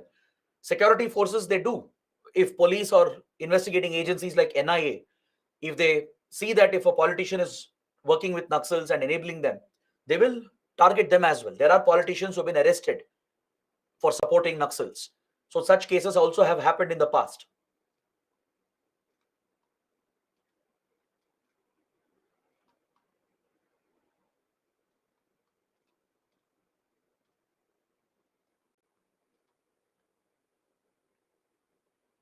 Abhijit is asking, does caste system in India contribute to extremism? To an extent, yes. We were discussing this yesterday. Social exclusion, where lower castes are oppressed and discriminated, right? It creates resentment. And that's one reason why tribal communities, they feel left out. For centuries, the tribal communities, the scheduled castes and Dalits, they have been oppressed by the caste system in India, by the upper caste.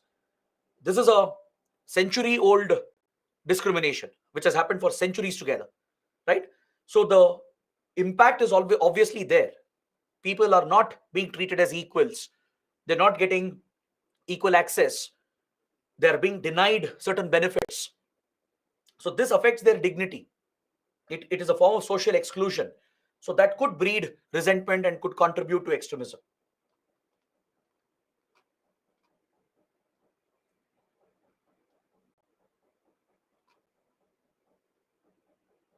All right. So guys, these are the questions. I've tried answering as many as possible. Now let's look at 2 or 3 main questions that have been asked from this chapter. This will give you a better idea on what kind of questions UPSC will ask. Please look at this question from 2013. This was the first mains paper with the new syllabus and new format. In 2013 is when the syllabus was updated and all these new subjects were added. So we got this question on Article 244 of the Indian Constitution. The question says Article 244 relates to administration of scheduled areas and tribal areas. Analyze the impact of non-implementation of the provisions of 5th schedule on the growth of left-wing extremism. Now, when you read this question, you might think that we didn't cover this at all. We didn't discuss this topic at all. We have actually covered it, but you need to link this with polity. In polity, you would have studied about the 5th schedule, right? You would have studied about Article 244. This contains special provisions for scheduled areas. Tribal areas in few states are designated as scheduled areas by the President of India, and special administrative provisions are given where the governor of the state enjoys few special discretionary powers to look after the welfare and development of the tribal community. So we were discussing this when we covered the factors that gave rise to Naxalism. One of the causes which led to the rise of Maoism was the neglect of tribal welfare in the country. Didn't we discuss many points on how tribals have been excluded, how various laws and policies and projects of the government have affected the tribal population in the country? Like environmental laws, for example, forest conservation laws. They have uprooted the tribal communities. They've lost their homeland. They've been pushed out of their forest areas. They've lost their livelihood because they no longer can access their traditional forest rights. That's why the Forest Rights Act was brought out in 2006. The Forest Rights Act accorded these rights to the forest dwelling communities. But despite these constitutional provisions and legal provisions, there is a failure in implementation. Article 244 and 5th schedule, they provide specific provisions for tribal welfare in the scheduled areas. But in terms of implementation, there is a failure. There is a gap in governance. Enough hasn't been done. Not much has been done for improving the standard of living for tribal communities in the country. So that is what you should focus upon. So in any question, read the question carefully and understand how many parts are there in the question. In every question, there will be 2 or 3 parts. And the answer you will write should do justice to the different parts that are given in the question. So in this particular question, what you can do is, you can clearly identify that there are 2 parts in the question. First, you have a statement on Article 244. Second, you are being asked to analyze the impact of non-implementation of the provisions and how it has contributed to rise of left-wing extremism. So 2 separate questions are there here. So in the introduction, you can directly start with Article 244. You have to bring your polity knowledge, briefly explain in the introduction what is Article 244, what is 5th schedule.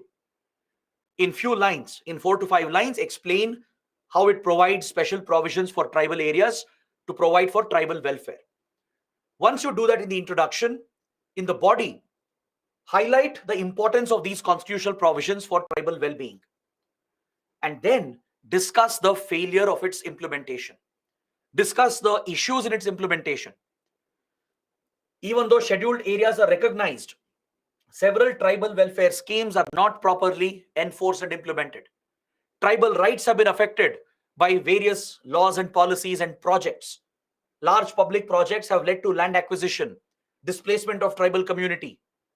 Tribal land has been sold to non-tribal people. So tribal rights, their well-being has been compromised. Give some specific examples. Like the Niyamgiri example we discussed, the Dongriya Kond example, or any other example you're aware of. Use that to justify your answer, to show how 5th schedule provisions have not been well implemented. So this leads to lack of development, lack of governance in the tribal areas, and it has been a factor in driving resentment against the state. The complete displacement of the people, the upliftment of their livelihood has created resentment, which has been exploited by Naxals, and it has contributed to the rise of left-wing extremism. So present this argument in the body, and in the conclusion, provide a way forward. Suggest what can be done. What is a solution for better implementation of 5th schedule? You can give the example of integrated action plan. How integrated action plan focused on better implementation of 5th schedule, Forest Rights Act and PESA Act. Highlight the importance of decentralized governance, giving more rights to the tribal communities. Suggest these measures in the conclusion, and that will complete your answer. Is that clear? Then look at this question from 2015. The persisting drives of the government for development of large industries in backward areas have resulted in isolating the tribal population and the farmers who face multiple displacements. That is one statement. That is the first part of your question. With Malkangiri Naxalbari foci, discuss the corrective strategies needed to win the left-wing extremism doctrine affected citizens back into the mainstream of social and economic growth. Now, on the face of it, this question might seem to be complicated. But trust me, if you understand what's being asked, it's very simple and it's many ways similar to the previous question.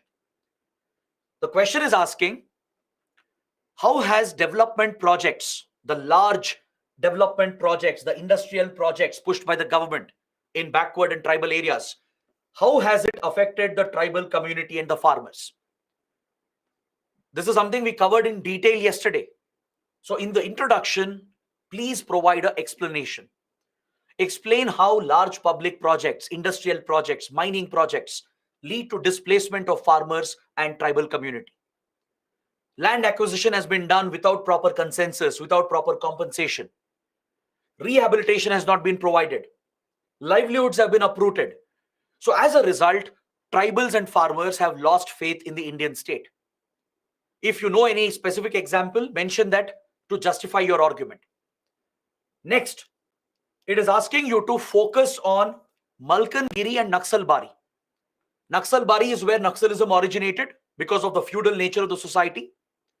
Right? The first rebellion which happened, the Naxal rebellion, was against the feudal landlords. Then Malkangiri is the current hub of Naxalism in the Chhattisgarh-Odisha belt. So here it's mainly tribal issues. Chhattisgarh-Odisha belt is a tribal area, forested area. So the current hub of Naxalism around Malkangiri, it's mainly driven by tribal factors. So focusing on Malkangiri and Naxalbari, talk about the strategies needed to win the people back into mainstream, to pull them away from Naxal influence. So you can break down the body and the conclusion where you discuss Naxalbari first, explain what happened in Naxalbari, how it was a rebellion against the landlord system. It was a result of the feudal nature of the society. So solution is land reforms, breaking the zamindari system, completely abolishing the feudal nature of the society and bringing about social and economic changes to benefit farmers, peasants, and laborers. So land reforms are the key to deal with issues that we saw in Naxalbari. That's one way of pulling people back from the Naxal influence and bringing them back into mainstream. Then with Malkangiri focus, discuss the tribal issues. Right? Tribal rights and welfare has been compromised. So what can be done?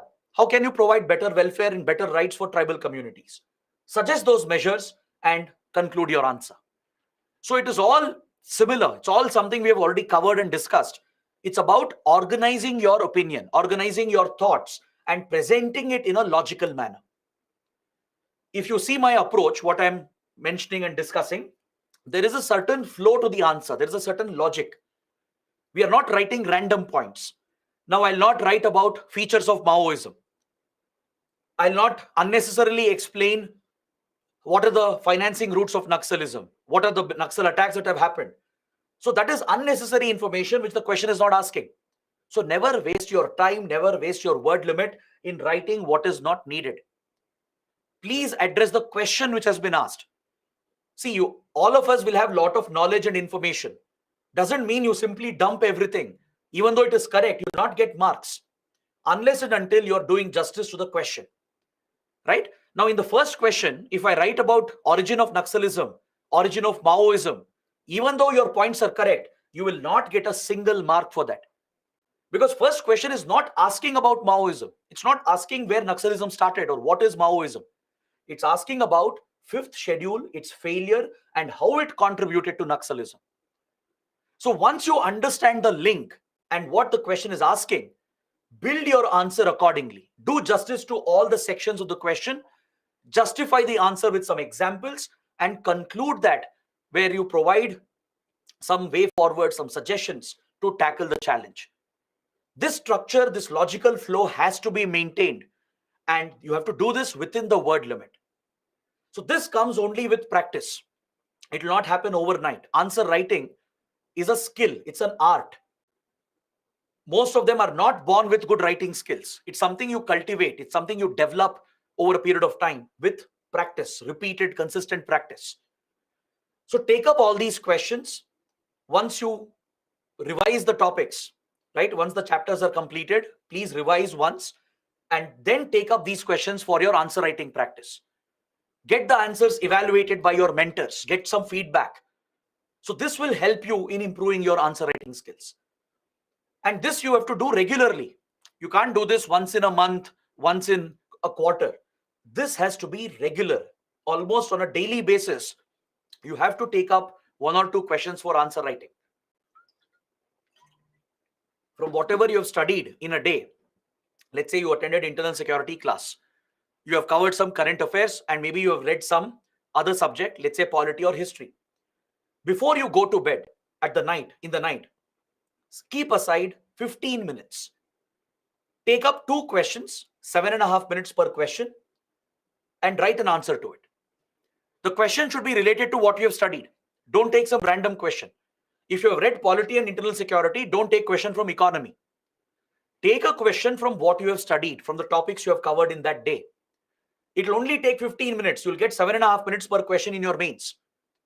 All right, 7.5 for your 10-mark question and around 11 minutes for your 15 marks question. That's what you get in your mains exam. So treat it like an actual exam environment.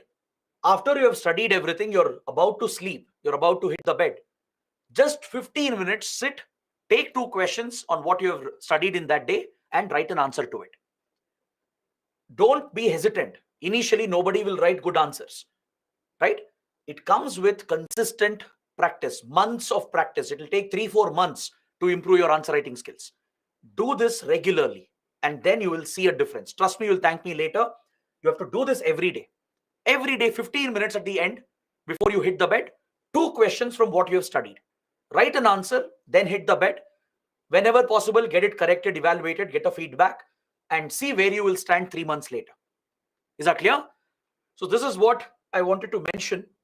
Now let's proceed with the next chapter. We'll be starting with a very, very important chapter. We'll focus on terrorism, especially state-sponsored terrorism and covert proxy wars. We will focus on religious fundamentalism. How religious fundamentalism has contributed to terrorism against India. How few foreign countries, hostile countries, have sponsored these fundamentalist terrorist organizations against us as part of their covert proxy war against India. This is what we are going to study in this chapter. Is that clear?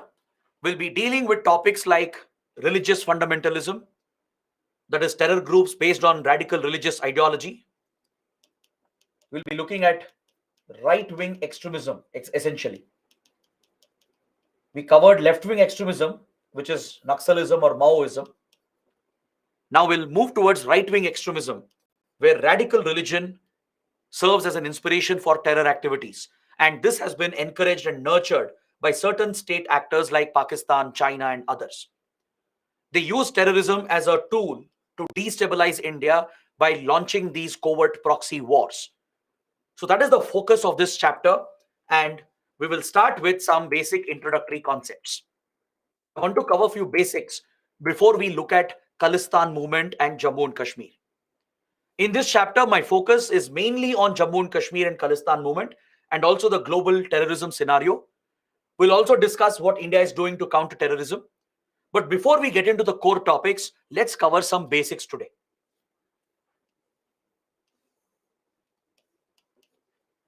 See, India is considered as one of the biggest victims of terrorism. We have been at the receiving end of terrorism from many, many years. And one reason why India is the biggest victim of terrorism is because we are surrounded by two regions which are hubs of drug production and organized crime. To the west of India, we have a region called the Golden Crescent. This crescent-shaped region, this half-moon-shaped region is called the Golden Crescent. It covers Pakistan, Afghanistan, and parts of Iran. This region, located to the west of India, it is a hub of drug production, drug trafficking, and arms trafficking. So it's a major hub of organized crime. And as I mentioned yesterday, wherever organized crime is prevalent, wherever drug trafficking, arms trafficking is widely prevalent, in those regions you will find money laundering and terrorism and insurgency as well to be flourishing in those areas. Because criminal networks, these criminal cartels, what they do is to sustain their criminal business, their illegal business, they weaken the law and order system. They corrupt the governments, the police, the judiciary. Such criminal activities will thrive only when administration is weak, only when governance is missing, only when there is an administrative vacuum. That is when such criminals and terrorists will thrive. So these criminal cartels, like for example, the D gang, the Dawood Ibrahim gang, the various Afghan warlords who control opium production in Afghanistan, and Pakistan's intelligence agency, the ISI, they all play a role in furthering this nexus between organized crime and terrorism. Pakistan's ISI works with these Afghan warlords, criminal cartels like the Dawood Ibrahim gang to produce drugs and traffic drugs and even weapons and explosives all across the region. This fetches a lot of money. It's a multi-billion-dollar industry. Some of the money which is made illegally will help the ISI to finance terrorism against India. And this financing is done through money laundering channels. All right. So we have a hub of organized crime, money laundering, terrorism, and insurgency to the west of India. That is the Golden Crescent. So there are criminal cartels, terrorist organizations operating here, and they're getting state support from hostile countries like Pakistan through its intelligence agency and through its army. The Pakistani army and the ISI, they directly work with these criminal cartels and these terror outfits, and they're enabling these activities as part of its strategy to destabilize India. And unfortunately, we share direct boundaries with the Golden Crescent. So the drugs produced here can easily be pushed across the border into India. The arms and explosives can also be trafficked into India. And terrorists can also be infiltrated. The terrorists who are cultivated here in the Afghanistan-Pakistan belt, they could be pushed across the border, infiltrated into India to carry out attacks against India. And unfortunately, we have a similar region to the east of India called Golden Triangle.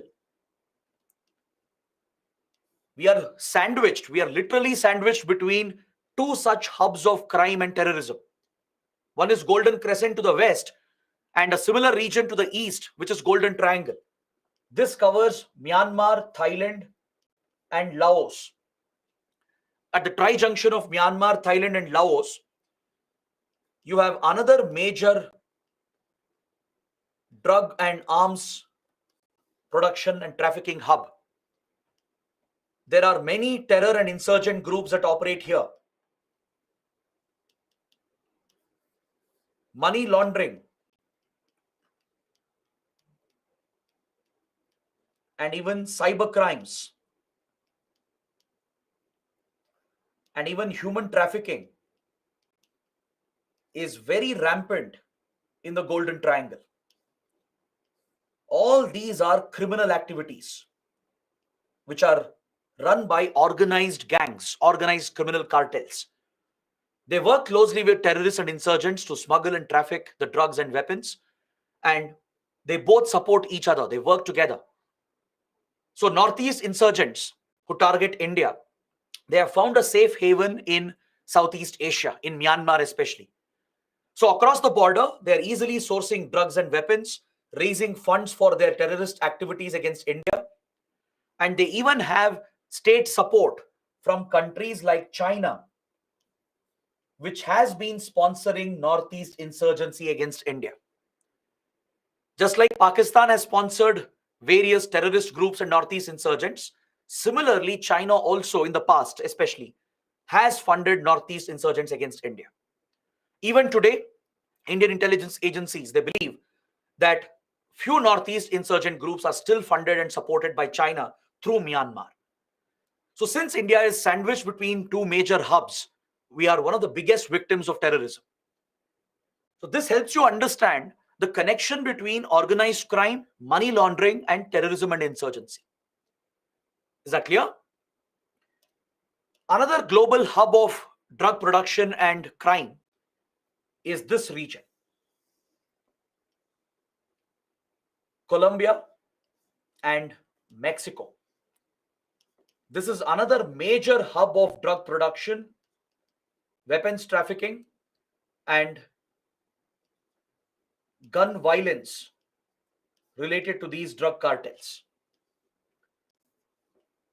I'm sure many of you would have heard about Pablo Escobar and other top drug mafias, right? You would have heard about the Colombian drug cartels, the Mexican cartels. You would have seen many documentaries and web series as well, like Narcos and others. They depict the real situation here in Colombia and Mexico. It's another major hub of drug production.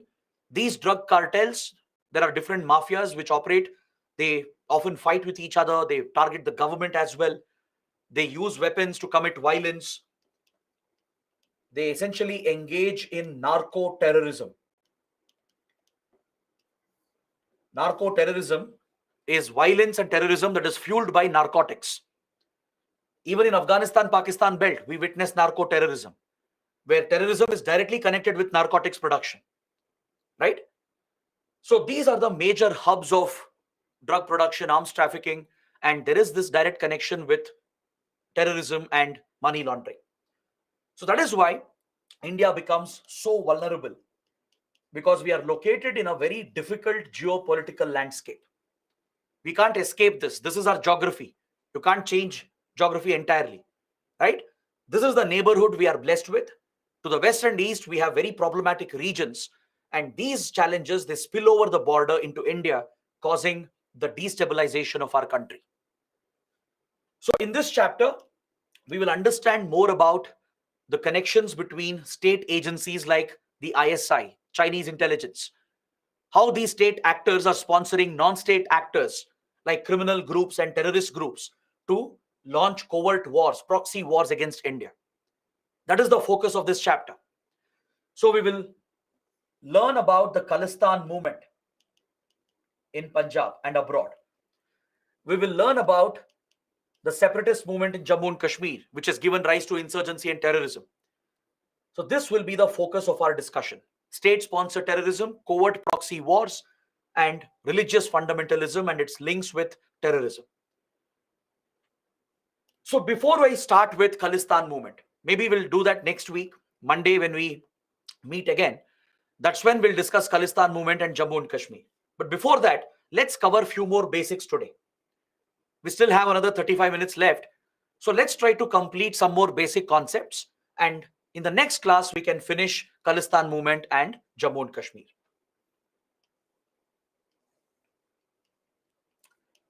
I would like to provide a historical context here.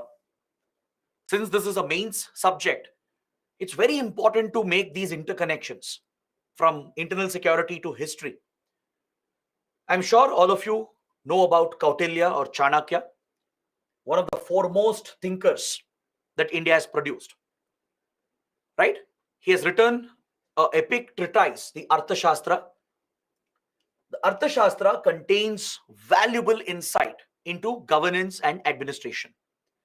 That's why you study Kautilya's theories and philosophies in your optionals as well, in public administration, in political science, in sociology, right? Kautilyan theories are studied even today because they have a relevance in today's context. And the most fascinating part is that Kautilya was so far-sighted that he not just provided theories about economics, governance, revenue, land administration, etc. He also dealt with wars and conflict. He dealt with geopolitical issues. He dealt with intelligence, covert operations, terrorism. He dealt with statecraft and espionage. All these strategic issues were also covered by Kautilya in his advice to the king. So in Kautilya's Arthashastra, you find a reference to 4 types of security threats. Kautilya, he advises the king. He says that you need to classify your security threats into 4 types: internal threat, external threat, externally aided internal threat, and internally aided external threat. Now, this is a structured way of looking at the security threats facing the country. This theory of Kautilya, we can apply this even today, right? We can use this classification in the Indian context and classify the different terror groups and security threats we have and label them as internal threats, external threats, or externally aided internal and internally aided external. So when we say internal threat, Kautilya says that if there is a organization or a group which is entirely domestic, which is largely rooted in your domestic causes, they will have some genuine root cause. There would be some grievance, some kind of injustice, some kind of lack of development, which has created a resentment. And based on this domestic root cause, a rebellion movement would have started. Such a movement which is entirely domestic within the country, which is led by your own citizens, your own people, which has very little foreign involvement, external involvement. Such a threat is a purely internal threat. Kautilya says that usually there will be some root causes because of poor governance, poor administration, right? There might be some injustice which has happened. So those who hold a grudge, hold that resentment against the state, they might rebel against the state and they will have very limited outside support. They're largely domestic, they're based out of our own country, they're largely our own citizens, and they're targeting the state. Their support from outside is very limited. They may not have any support, or even if they have, external support is very limited. So such groups, such security threats should be classified as purely internal threats. This is what Kautilya said. Now, can you guys give me an example in the Indian context which fits this description? You know about so many terror groups: Lashkar-e-Toiba, Al-Qaeda, LTTE, Naxals, Khalistan groups, Northeast insurgent groups. Based on how they function, can you give me the perfect example for the first category? Very good. Some of you have got the right answer. It's obviously the CPI Maoist. The perfect example here would be the Naxals. Naxals are a purely internal threat, largely a domestic threat. We studied just in the previous chapter that they do have some genuine root cause.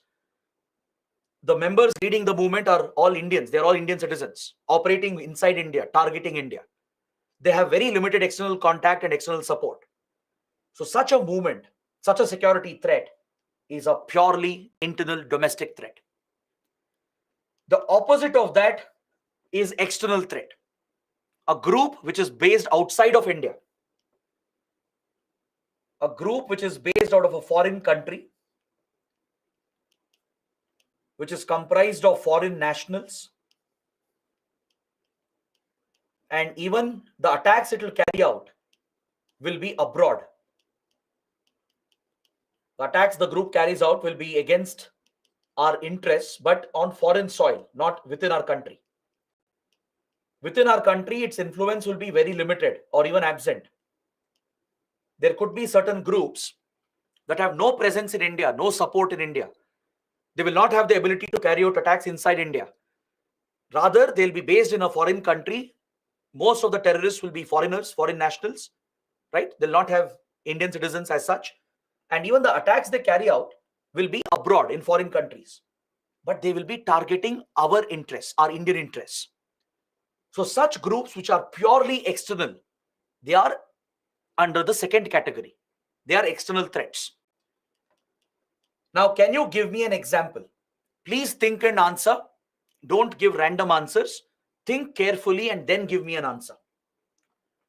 Which group can be called an external threat for India in today's world? ISIS? Some are saying Khalistan. No, Khalistani outfits have a presence in India, right? Khalistani outfits have Indian citizens. They carry out attacks in India. So Khalistan is not the right answer. It's incorrect. ISI can't be the answer. ISI is a intelligence agency. It's not a terrorist group. ISI is a foreign intelligence agency of a foreign government. Taliban, okay? ISIS, Al-Qaeda. And someone has mentioned Haqqani network as well. Very good. The perfect examples here would be Al-Qaeda, Islamic State, then Haqqani network, and Taliban. These would be the best examples for the second category. These groups are largely based outside of India.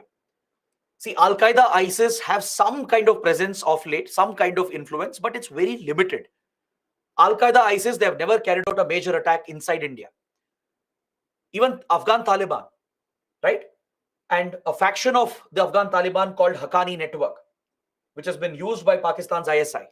They're all operating outside of India, mainly in Afghanistan and in some other parts of the world. These groups, they don't have much support in India. There aren't many Indians who support these organizations. They have very limited support in India, very limited presence, and they have not carried out any major attack inside India. But they are a threat to India outside of India. In Afghanistan, in Iraq and Syria, these groups, they have targeted Indian interests. The Taliban has nurtured terrorist groups against India along with Pakistan. Haqqani network has been used by Pakistan's ISI to target the Indian embassy and Indian consulates and Indian workers and diplomats who were stationed in Afghanistan. Haqqani network has carried out many major attacks against our embassy and consulates, and it has even killed many Indian diplomats and Indian intelligence officers. Al-Qaeda and ISIS, they do pose a threat to India, but largely outside of India, right? So such groups are largely external. Next, third category, externally aided internal. Meaning there is some foreign support, usually a foreign state through its intelligence agency is giving direct support to an internal group that is operating in India and has a presence in India, which has the ability to carry out attacks inside our country. Such an internal group is getting direct foreign support. So can you think of examples? There are many examples here. This is a classic example of proxy war, covert proxy war. Very good. Khalistan outfits, Lashkar-e-Toiba, Jaish-e-Mohammed, even Northeast insurgents, they all fit this description. All your Khalistan outfits, Kashmir-centric groups like Lashkar-e-Toiba, Jaish-e-Mohammed, Hizbul Mujahideen, Harkatul Jihad-e-Islami, then most of the Northeast insurgent groups, they all fit this description. Meaning these groups, they do have a presence in India, they have support in India, they have the ability to carry out attacks inside India. Their root causes are also based out of India, but they are getting direct foreign support. Some external elements are supporting them directly, giving them funds, weapons, and training. And they've even created a safe haven for them where they can hide and target India from the outside. Is that clear? Even Indian Mujahideen fits the definition. Indian Mujahideen was an internal group based out of India, but supported by Pakistan. So all these terrorist groups, which Pakistan has used against India, China has used against India, they are all falling under the third category.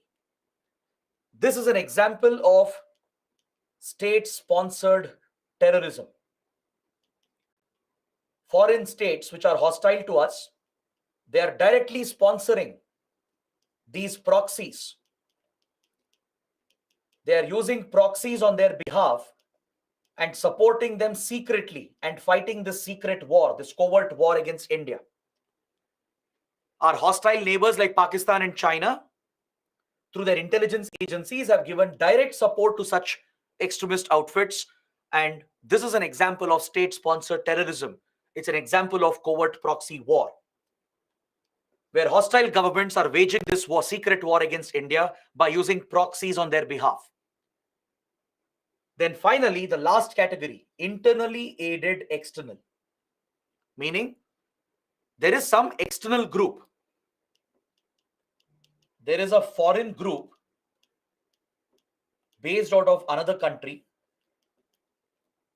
but it's being supported by us. Someone inside our country is supporting them. Basically, from our country, support is going out to some extremist outfit which is operating in another country, and this group could become a threat to us. It could spill out. There could be a spillover effect where this group could go out of control and could start targeting our own country, becoming a threat to us. So this is called internally aided external. So can you think of any example? Very good. All of you have given the answer already. Very good. For the fourth category, the perfect example would be the LTTE, the Liberation Tigers of Tamil Eelam of Sri Lanka. LTTE was largely an Indian creation. As part of our covert war against Sri Lanka, we had many issues going on with Sri Lanka back in 1970s, 1980s. So India launched a covert war to destabilize Sri Lanka by exploiting the ethnic conflict. We supported the radical Tamil extremists and gave them funds, weapons, and training. And we played a direct role in the rise of LTTE, which became a notorious militant and terrorist organization. This group not only threatened Sri Lanka, but later we lost control over this outfit and it came back to hit India. It killed hundreds of Indian soldiers who were deployed in Sri Lanka as part of a peacekeeping mission. It assassinated a former Indian Prime Minister, Rajiv Gandhi. So LTTE became a notorious threat for India. At one time, it was sponsored by us. We had supported this outfit at one point in time. But later, the group rebelled against India itself and became a major security threat for India. So that would be the perfect example here. So classifying your threats like this in a structured manner will help in assessing the threat, in understanding the threat. According to Kautilya, the biggest of all the threats is the internal threat. And he is not wrong. Kautilya's theory is that internal threat is your biggest threat. The enemy within is the biggest enemy. Because whenever there is some external element involved, you can deal with it. You can cut off the external element. Right? You can tackle that external support. You can take up measures, improve your security, your intelligence. You can punish the sponsoring countries and sponsoring elements. And you can try to cut off and limit the external support. But in case of a purely internal threat, there is a genuine root cause. This is a homegrown domestic movement. You can't tackle this threat just by following a security approach. We just studied in the last chapter. We couldn't wipe out Naxalism because we were adopting a short-sighted approach, focusing only on security operations. We will see success only when we address the root cause, that is the developmental issues. You need a combined strategy to eliminate your internal threat. Along with the security measures, you need to acknowledge the root cause and try to correct the mistakes that have happened. Focus on development, provide justice. So internal threats can become more serious. It could destabilize your country internally. Is that clear? So internal threats are definitely much more serious. And that's why former Prime Minister Manmohan Singh, he stated that Naxalism, left-wing extremism, is our biggest internal threat. But this was in 2009. The situation was slightly different. Now, since Naxalism has weakened, Naxalism has been brought down, the biggest threat, if you ask me right now, as of now, is the third category.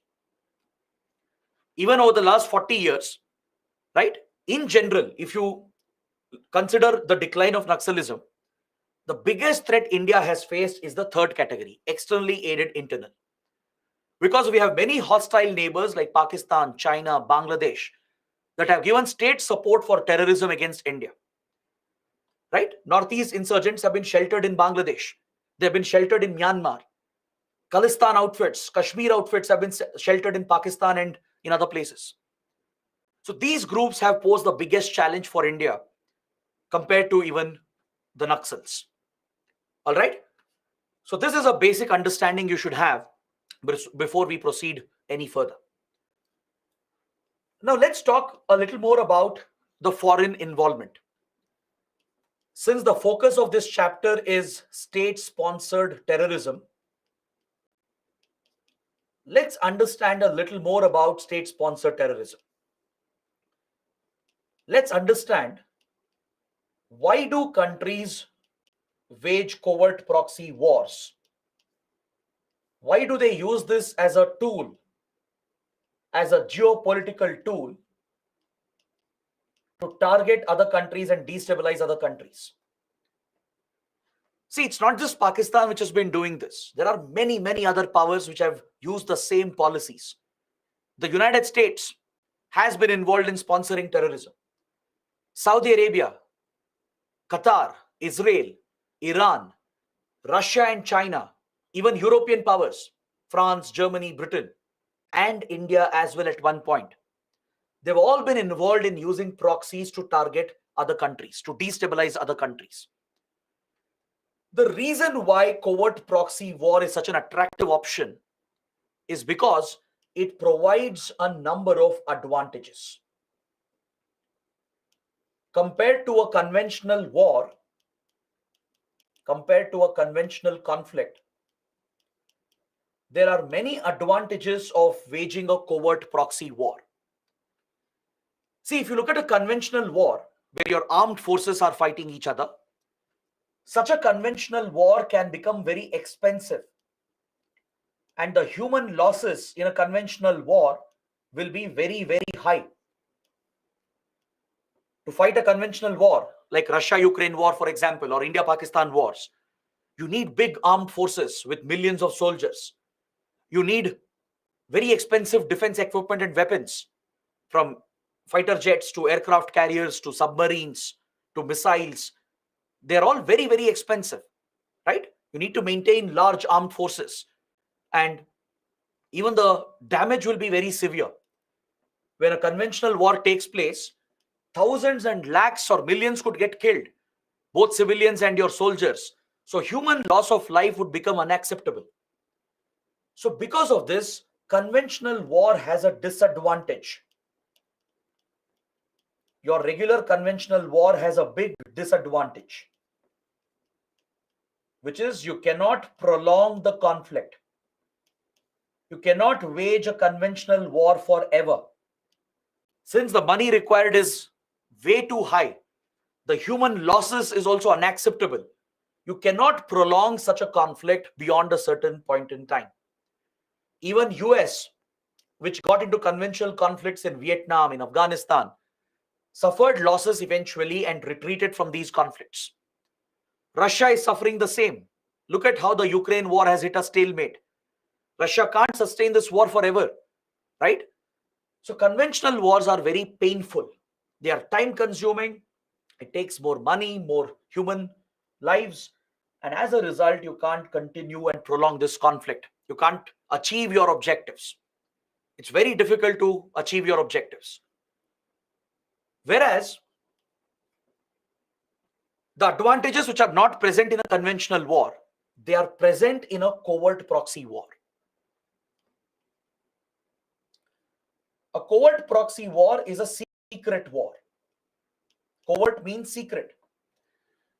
Through secretive methods, state agencies will support non-state actors. Intelligence agencies, they specialize in these covert operations. They know how to operate secretly. They know how to hide the links with these extremist terrorist organizations. Without revealing the direct links between state and non-state actors, these state agencies can use proxies. They can use them as a geopolitical tool in the secret war to target their country, their rival country, to destabilize their rival countries. Instead of directly getting into a conflict, into a direct confrontation, proxies are being used to wage this war. Someone else is being used on their behalf. So non-state terrorist organizations are used. Is that clear? Or other non-state actors, maybe even NGOs or private companies or media outlets can also be used. So any non-state entity, if it's being used as a proxy by a state agency to target our country, that becomes a covert proxy war. The biggest advantage of a covert proxy war is that it is cheap. In terms of money, the cost of a covert war is affordable. You don't need billions and billions of dollars like a conventional war. Just few $1 million is enough, right? You need to provide basic training, some basic supports, basic weapons, and you can continue this war. The human cost is also manageable. It's only few dispensable terrorists whose lives can be dispensed, right? You'll not face a significant loss of life, which is seen in a conventional conflict. So since it's a cheaper conflict, right, the money can be easily arranged and the human cost is less. And more importantly, you can avoid being blamed for it. You can always deny your involvement because it's a secret war. The tracks would be covered, the evidence linking your state agencies with your non-state actors would be covered. Even if you try to investigate, you may not find concrete evidence to prove that a state agency carried out the attack. So you can keep denying your involvement. You can avoid all the blame.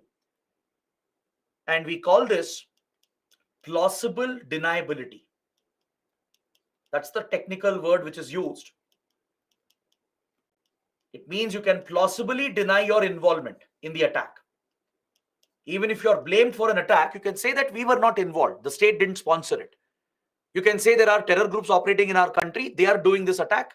Even we are a victim of terrorism, but we didn't sponsor it. The government didn't order it. You can give excuses upon excuses to avoid blame, and you can keep denying your involvement. That is the biggest advantage of a secret war, a covert war. Since proxies are used and the links cannot be traced conclusively, you can always deny your involvement, and this becomes a big advantage in geopolitics. You can keep using this weapon to destabilize your target country without getting any punishment, without getting any blame for it. So that is why many countries resort to this option. Many countries, not just Pakistan, many countries have used terrorism in their geopolitics. They've used covert proxy options to instigate rebellions, to sponsor civil wars, and to breed terrorism against their rival countries. That's why you always find a foreign hand in most of the terror incidents that happen in the world, be it against Iran, against Israel, right, against India. And there are many, many more examples. Around the world, you see this practice where states are using terrorism for their geopolitics. All right? So terrorism can serve different purposes. Depending on the agenda, depending on the ideology of a group, terrorism can serve different objectives. For some organizations, terrorism can be a warfare tactic. Some terror groups which are involved in a direct conflict with another state, with another entity, they could be using terrorism as a warfare tactic, like Hamas and Hezbollah are using it against Israel. Hamas is a Palestinian terror organization which operates in the Gaza Strip of Palestine.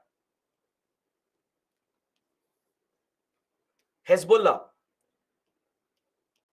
is another radical terror organization based out of Lebanon, the neighboring country of Israel. And both these groups are allegedly sponsored by Iran and Syria. Iran and Syria allegedly sponsor Hamas and Hezbollah. And even Lebanon works with Iran and Syria. They're all like-minded Shia powers. All right, let's not get into the geopolitics of it. That's for international relations. But please understand that the Shia powers here, that is Iran, Syria, Lebanon, they are known to support and sponsor Hamas and Hezbollah as a warfare tactic against Israel. Hamas especially is using terrorism to fight for the liberation of Palestine. When Israel took away the rights of Palestinians by declaring unilateral independence, right? Many Palestinian terror groups were born, and some of them look at it as liberation movements. They call them revolutionary movements, but others designate them as terrorists. So this gives you an idea that terrorism does not have a universal definition. It's a very subjective definition. There is a very popular saying, I'm sure you would have heard about it.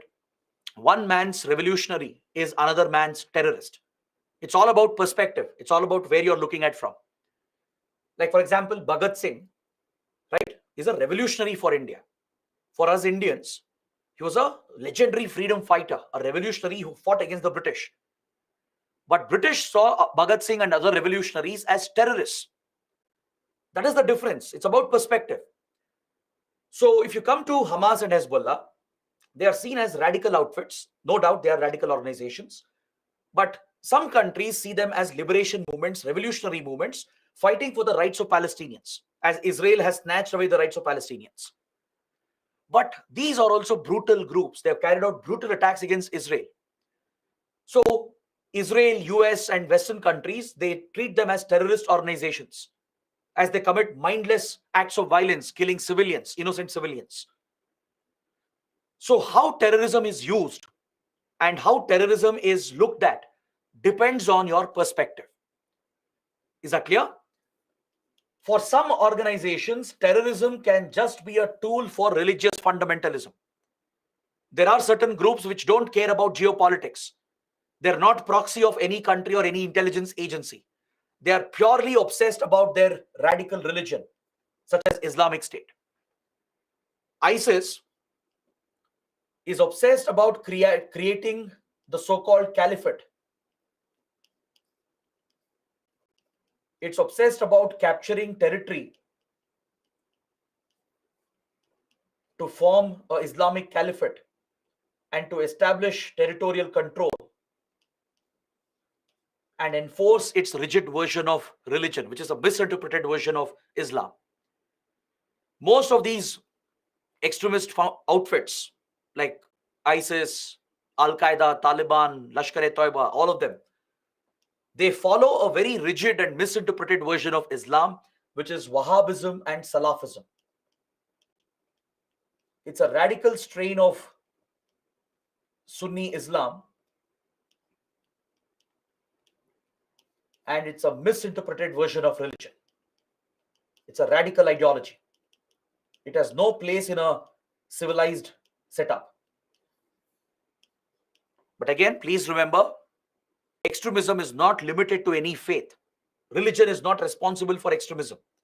It's people, vested interests, vested elements who misinterpret their faith, misuse their religion for the sake of their own interests, and use terrorism as a weapon. You find strands of extremism in every faith, in every religion, right? So in Islam, in Sunni Islam, there is a misinterpretation which is giving rise to this radical ideology called Wahhabism and Salafism, which is found widely across West Asia and North Africa. This is the core ideology for most of the jihadist outfits, from Lashkar to Al-Qaeda to ISIS. They're all motivated, inspired by this radical ideology. ISIS is a standout. It's different from Al-Qaeda. It's different from Taliban. It's different from Lashkar-e-Toiba because its obsession is only about fundamental religion. Now, if you look at Taliban, Taliban is a geopolitical tool for Pakistan. Pakistan has used the Taliban as a geopolitical asset to gain influence, to target India, to use Afghan soil to breed anti-India terror groups. So Taliban has been a geopolitical asset for Pakistan. If you look at Lashkar-e-Toiba, Jaish-e-Mohammed, even they are geopolitical tools of Pakistan to target India. So they are using terrorism as a geopolitical asset to target India. But ISIS is different. ISIS doesn't really care about geopolitics. It doesn't really work for one country, one intelligence agency. Its obsession is with establishing the so-called caliphate, enforcing its rigid religious codes, and its obsession is only fundamentalism, religious fundamentalism. So terrorism can be used for different forms and different purposes. And how you classify terrorism also varies and differs. The very definition of terrorism is a little subjective. There is no standard universal definition. All right. So on this note, I would like to stop today's session. Let's take a break over here. It's the end of the session as well. It's 8:30 right now. So we have covered some very good, very interesting topics today. Next week, that's Monday, when we meet again, we will continue the discussion from here. I'll explain the features of terrorism, how we can identify a group as a terrorist group. Remember, in the last class, we studied the features of Maoism, which is mainly an insurgent movement. So next, we'll understand the features of terrorism, and we'll see how terrorism is different from insurgency and insurrection. So there you will get more clarity about different types of extremism. You already have a fair idea about insurgency because we have studied Maoism. The features of Maoism, which we studied, how they are structured, what is their agenda, what is their goal, right? What are their tactics? We studied that. So Maoism or Naxals, right? They are insurgent groups essentially. Technically speaking, they are insurgents. But India has labeled them as terrorists under UAPA because governments have the discretion, right? The governments keep the discretion to label a group as a terrorist group if they are threatening our sovereignty and integrity, if they are killing innocents, civilians. Governments can label these groups as terrorist organizations. But technically speaking, academically speaking, Maoists are insurgents. Northeast groups are insurgents. Few Khalistan groups and J&K groups are also insurgents. But since they carry out mindless violence according to the government of India, as they threaten our sovereignty, our integrity and security, and they kill innocent civilians, right? They engage in mindless acts of violence for a political purpose. We have labeled them as terrorist organizations. So what do we do in our exams, right? How do we distinguish between terror and insurgent groups? We will go by what the government is telling us. Government of India is our reference. If the government of India has designated a group as a terror group under UAPA, Unlawful Activities Prevention Act, that's the primary law we have against terrorism. Under the law, organizations and even individuals can be designated as terror organizations and terrorists. Both groups and individuals can be designated under the law. Is that clear? So groups and as well as individuals can be designated under this law. So if the Indian government has proscribed a group or an individual as a terrorist outfit or as an individual terrorist, then that is how we will treat them.